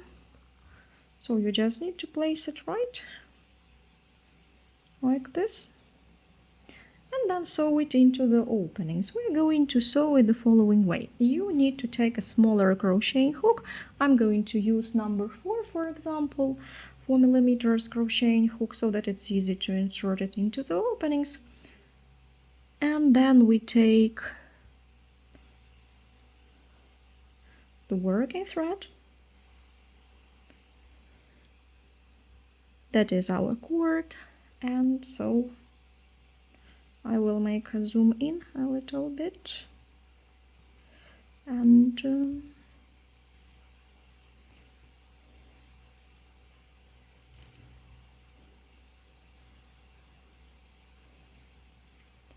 so I place it like this along the back side at the level where I'm going to sew it, and I insert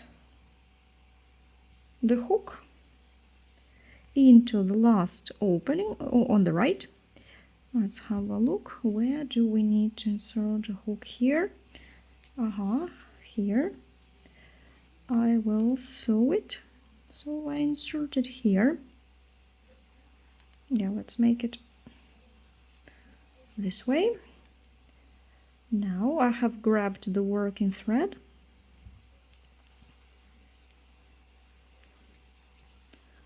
Leave the free and then let it be. Pull the loop through the flap. So the first stitch is ready. Now look attentive so that you have same distances on both sides here. Place it right. Actually, I think I'll continue like this. Although perhaps I could have inserted it one stitch to the right. Yeah, okay, let's try it out. I'll try to shift it a little bit, just a little bit.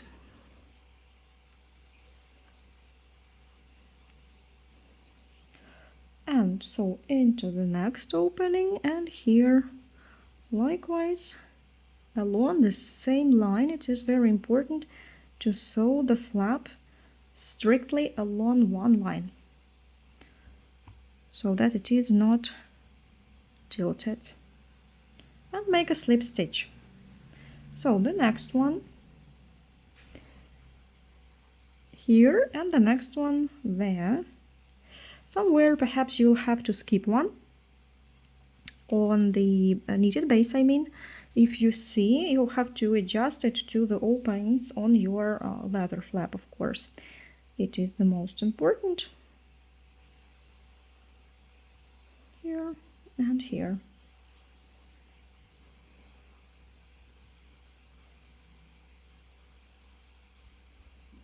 make a loop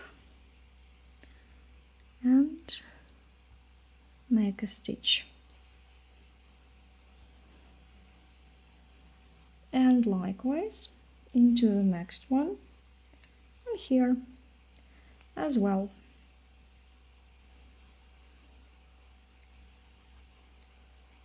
Like this.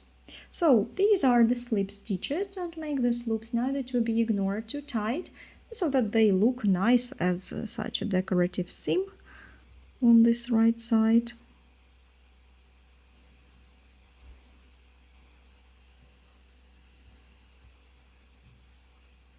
And so with such slip stitches, we go on working till the end of the row. Pay attention that when you come here, it might go a little bit askew, so you need to adjust it and make sure that it will be sewn absolutely straight. So if you have some big difference, then you can come back and do it and again spread it so that you place it better, or you can even change completely the placement. So here it is very important. Take your time. And now I have one more stitch to make.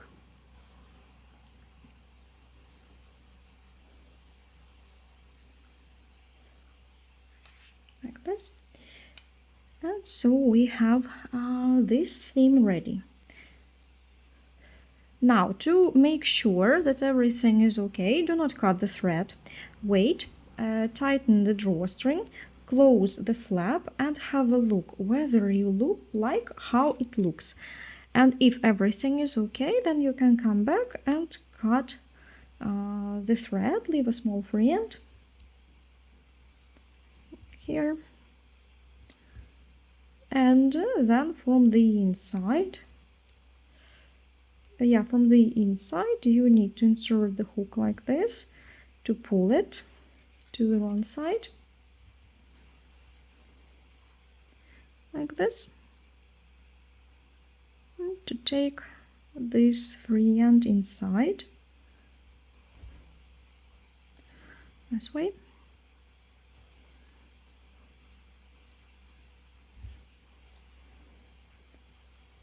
And here to fix it neatly. And so these free ends you will hide and sew like all the rest.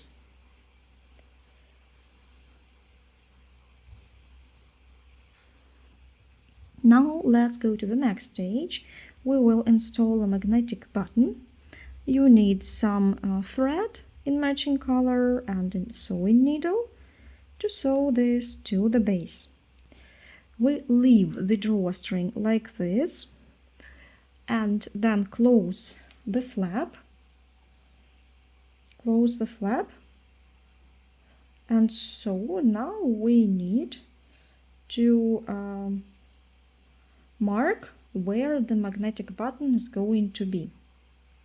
At what level you need it. For this I will use some sewing pins. If you can make it without taking this magnetic button off from the flap, it's okay. You can't see it on the camera, but if you look from below, you will see that right here is the magnetic button. And so you have to do it this way. Now I'll show you how it looks on the other side. And actually here is one part of the magnetic button and there is the other. And so now this is a place for the magnetic button. At this level I will sew it, just using these openings so that I make a seam in each of them, in each opening. Like this. I think that will do.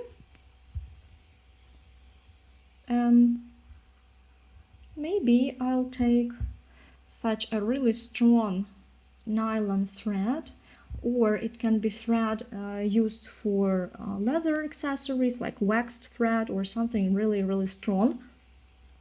or you can use a cotton thread in 4 plies.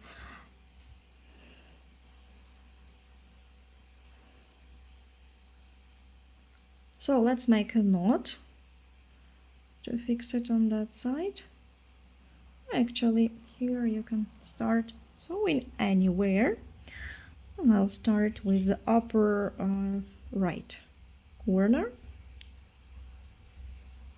So I sew it with ordinary stitches, just making them into each opening. Just be careful with your fingers. It's really difficult to sew it like this, so be careful.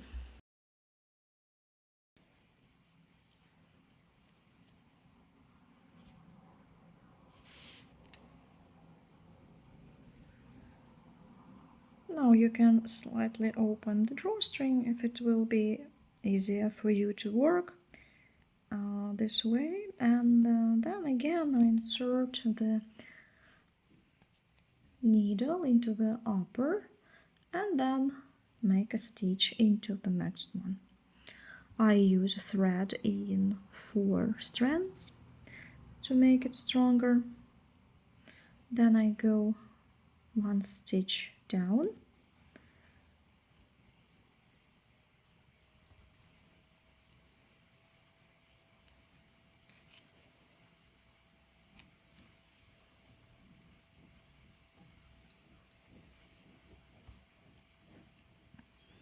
and then turn back here.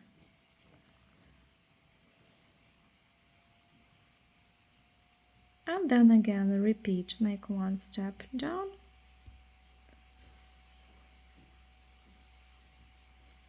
like this, and return back here.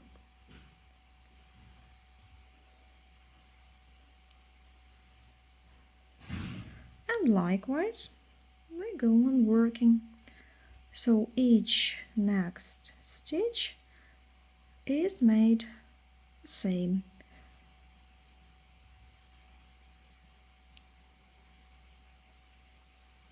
Here you can already take some pins out so that you do not break your fingers on them. It's difficult.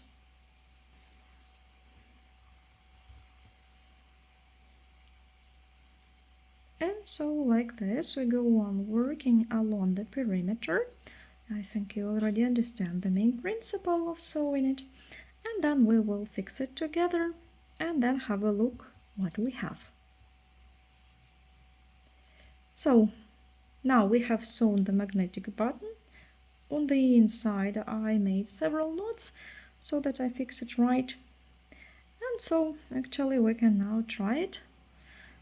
Close the drawstring first. How it is going to be this way.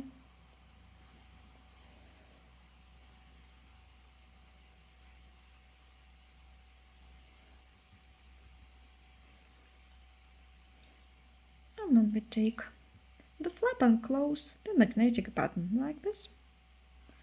So this is the almost finished backpack. So you can already see how it's going to look, but it's not the end. We still have several things to do. Now as to the handles, I'll show you how to attach these straps. We need to take these screws out and then fix them on the base. Now we open this upper part and we need to fix it. We need to fix it here.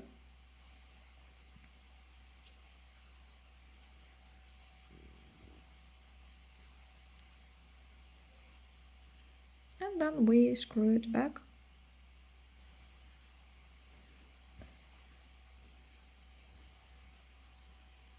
And then fix it.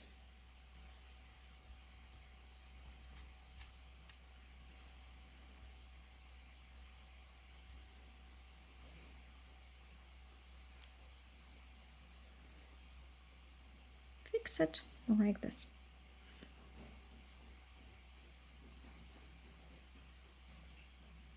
And so like this, we fix all the screws, take it off, and then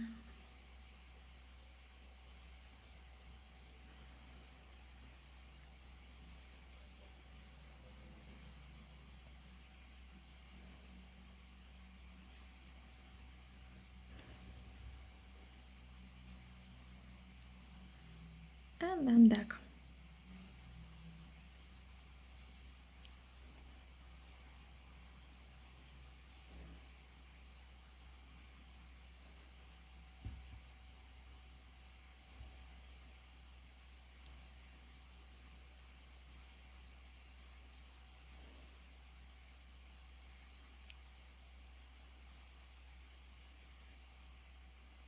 This way.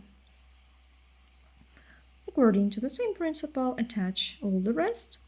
And actually at this our backpack is ready, and we have only to make the lining if you are going to do it and sew it into the backpack. I have attached the handles like this, and I have already prepared it for sewing the lining. We will need to measure the backpack. I opened the drawstring, didn't take it off, you don't have to do this. And now I'll show you how to measure and how to make the lining, how to cut it, sew it, how to sew it into the bag, of course, everything.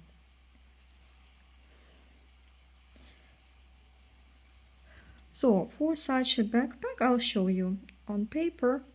We need to make a lining. If you have enough fabric, you can make it one piece of the fabric that will look like this. I'm not drawing it in proportion, I'm just drawing it approximately. We will measure and we will see. So this is the width of the bag, which is going to be counted circumference divided by 2. So we will measure the circumference of the bag and then we'll divide it by 2. And then find the number that we need here. Then we will add 3 centimeters for the seam allowances, 1.5 centimeter on each side. Then the length, or the height, yeah, as you name it. This measurement is going to be double because if you have one piece of fabric, we will measure the height of the bag, like front, then bottom, then back, along the sides of the bag. I'll show you everything. And also add 3 centimeters for the seam allowance. And actually we will need to make several seams and lining will be ready. I'll also tell you how to shape the bottom so that it has corners. If you have 2 pieces of fabric, you do not have one big piece of fabric, and then you can do the same. So the width is going to be absolutely the same, then the length will be divided by 2, and so that you can just make a seam on the bottom. It will consist of 2 parts, which together will make up the same number length that you need. And of course you need to add extra 3 centimeters for the seam allowance. Yeah, now I will measure the backpack and you'll be able to see. So take your measuring tape and let's measure. First we need to find where you are going to sew the line. I'm going to sew it here at this level. So at this level, that is, I have to measure it. So mark where you are going to start so that you don't forget it. I'll start from this point, from the first opening for the drawstring. And sew like this in the round. by pressing it well to the side. Pay attention that it lies tight on the side.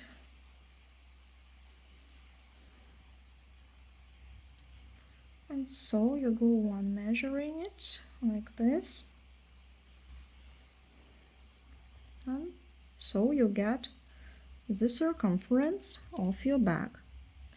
You can make it 2 times to check whether you have measured it right, because it is important to get it right.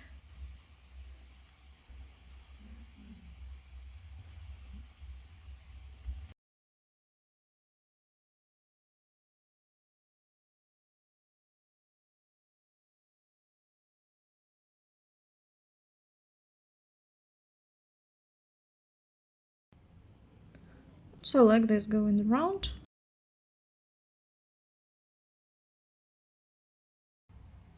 So I got 94 centimeters. So the circumference here is 94 and we divide it by 2, so we get 47 centimeters is the width without seam allowances, plus 3, that is 50 centimeters. We need a piece of fabric that is 50 centimeters in width. Now let's measure the height.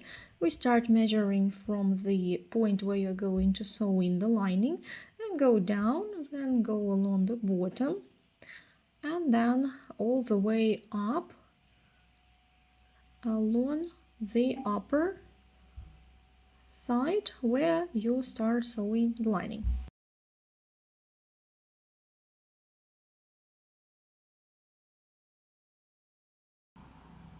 Pay attention that you stop where it will be sewn, and so it is. I got 68 centimeters.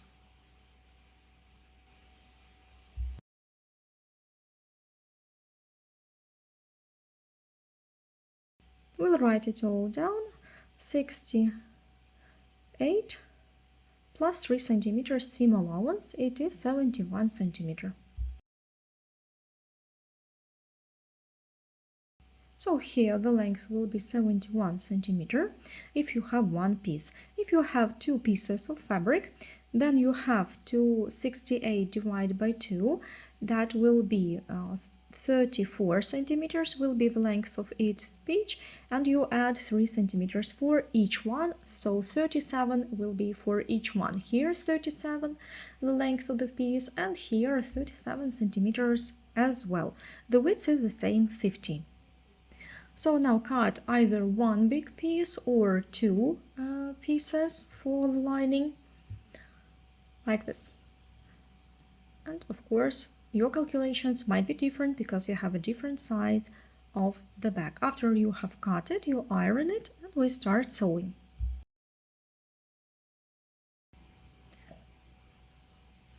So I have cut a piece of fabric. I have one big piece like this. This side is 50 centimeters. It is the width. It's placed to the right side to me. You'll need some sewing pins.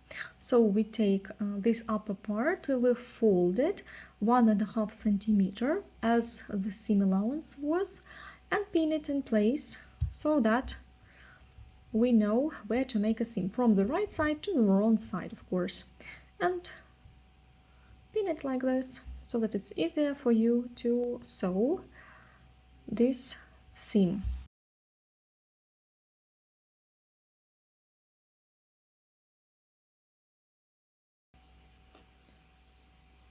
And so, like this, we do on both sides. Here, where the width is 50 centimeters, we fold for the upper seams, from the right side to the wrong side, of course, and make these 2 seams at once. After we have made these seams, if you have a tag, you can sew it at once to the back side of the lining, label or tag, whatever.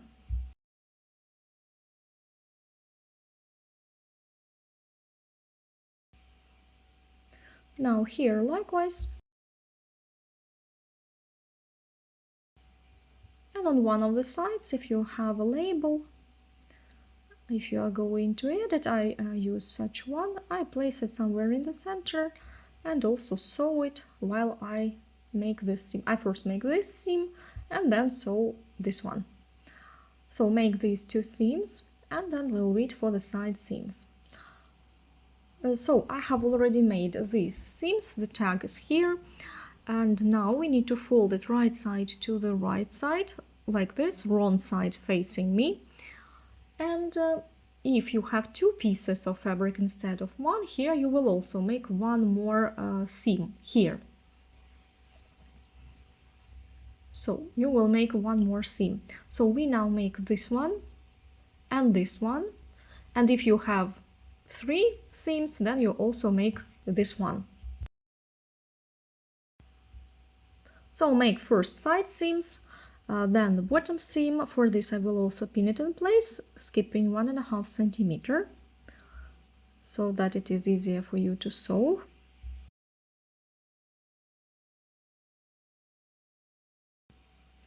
So pin this in place on both sides.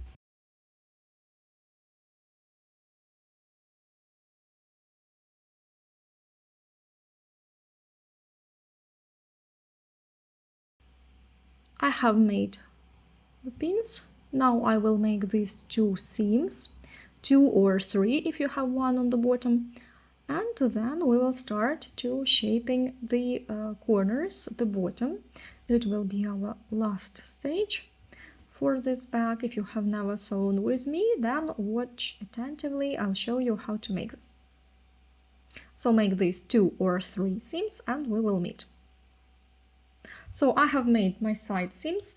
Now I'll show you how to shape the bottom. If you have this one, you make here a seam as well. And here we need to make such corners for the bottom. So we open it like this and put it onto some fabric, onto some flat surface, like this, so that the side seam is right into the middle, and we make a triangle so that this is the right even-sided triangle here. Then we need a ruler. You need to place it right so that the sides are the same, and now we will place a ruler. Like here we will measure the width of the bottom. How we know where the bottom is going to be? We know that the bottom of the backpack is already a set number, so let's take and measure it again. And here we need to measure the width of the bottom. We can measure it from the side, a little bit like this, or you can measure it a little bit narrower, closer to the leather bottom itself. I'll measure like this. I want to make it wider, or you can make it narrower like this. Here it's up to you. I'll take it a little bit wider, like this. So it will be 18 centimeters. So I will make 2 rows on both sides for the bottom. Now here you need to find the line where it will be 18, which means that it will be 9 centimeters on each side, 9 centimeters till the seam here. You see, here and here as well. And I draw the line carefully. And at once pin it in place for the seam.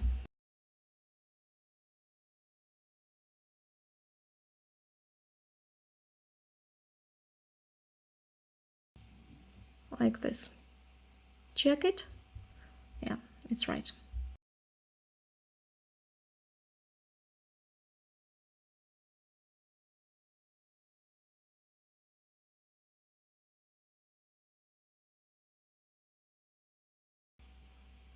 Now make the seam, the other corner we do the same, and make a seam on both sides, and our lining is going to be ready.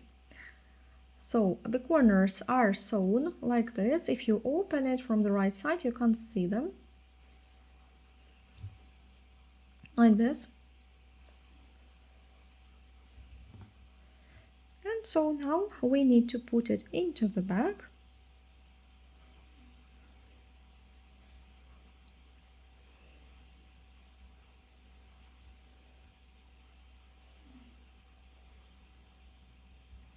You can pin the lining in place as well if you like.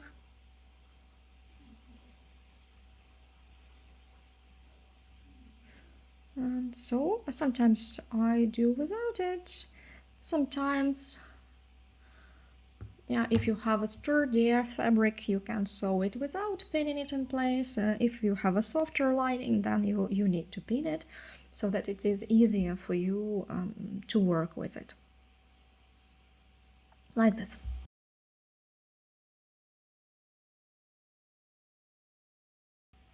And so like this you go on working, pinning it along the circumference, and then I'll show you an invisible seam, how to sew it so that it's not visible at all. I use it for all the linings in my bags, and it looks wonderful, by the way, that you can't see it at all. Like this on the side, go on pinning.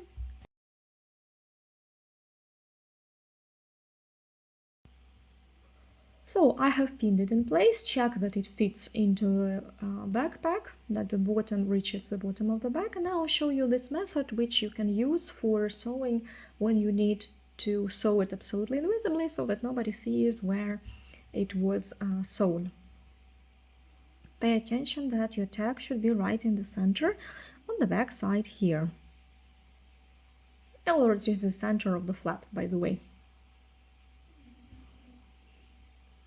I'll make a zoom in so that you can see it better.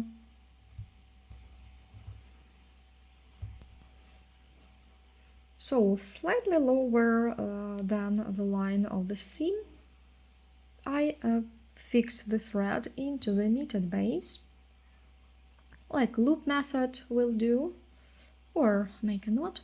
Then I make a seam right into the top of the lining, into the fold, you see, right into the top of this fold, and I pierce it horizontally.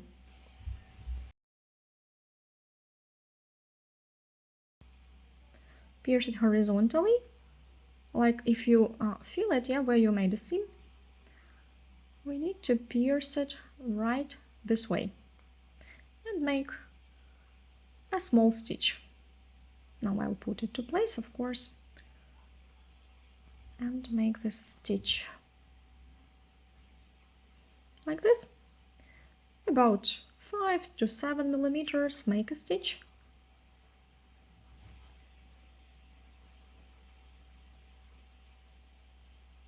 And then we can pierce the base right through, because here we see it covered with a flap, like this.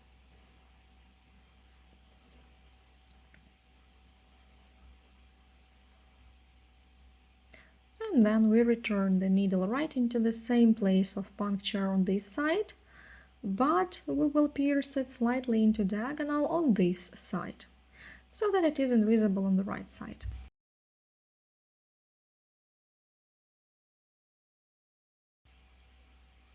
Also 5 to 7 millimeters. And again make a seam here.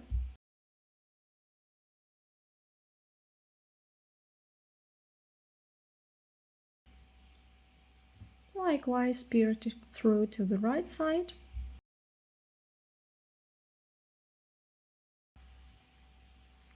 Be careful with the flap, do not spoil it. And like this. So this way you go on working in the round.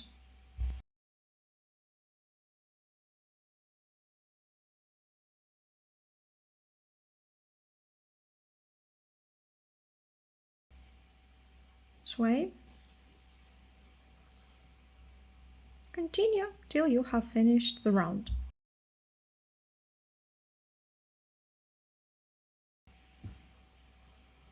Like this, stitch by stitch. As you see, I have a thread that is different tone, a slightly different shade. But it doesn't matter because it is absolutely invisible because my thread is yellowish and this is pinkish. But you see, it's not visible at all because this seam is invisible. So don't worry if you do not have exactly the color that you need.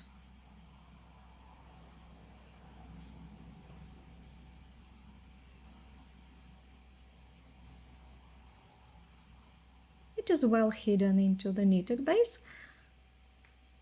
So like this, go on working and your lining will be ready. We'll meet here when you have already finished your backpack. We'll measure and actually that's it. The end of the masterclass. So I have sewn in my lining in my Lisbon bag. So that's how it looks. You see how neat and nice the lining makes it look. We do not see any seams at all. Here I didn't do any knots when I have finished sewing it in the round. I just made several stitches back and forth with a knitted base so that the thread stayed inside and it got stuck into the knitted base. That's how the bag looks. It is the finished look of this backpack. You can leave the drawstring like this. I prefer to hide it inside so that I don't see the free ends. So let's try to close it, and here it is. Now it is absolutely complete and looks perfect. It has such wonderful volume. As to the side, I have already measured it. It has 36 centimeters in width, here most protruding. The height is 32 to 33 and the width is 20 centimeters. And you see it's really roomy and big, although it looks so stylish. So here you are, it's the end of the masterclass. Thank you for watching with me and for choosing my masterclasses. I hope that you will share your works with me on social medias. I'm really happy to see you and see you. This was Oksana Rudko and my brand of knitted bags, La Accessory. Goodbye.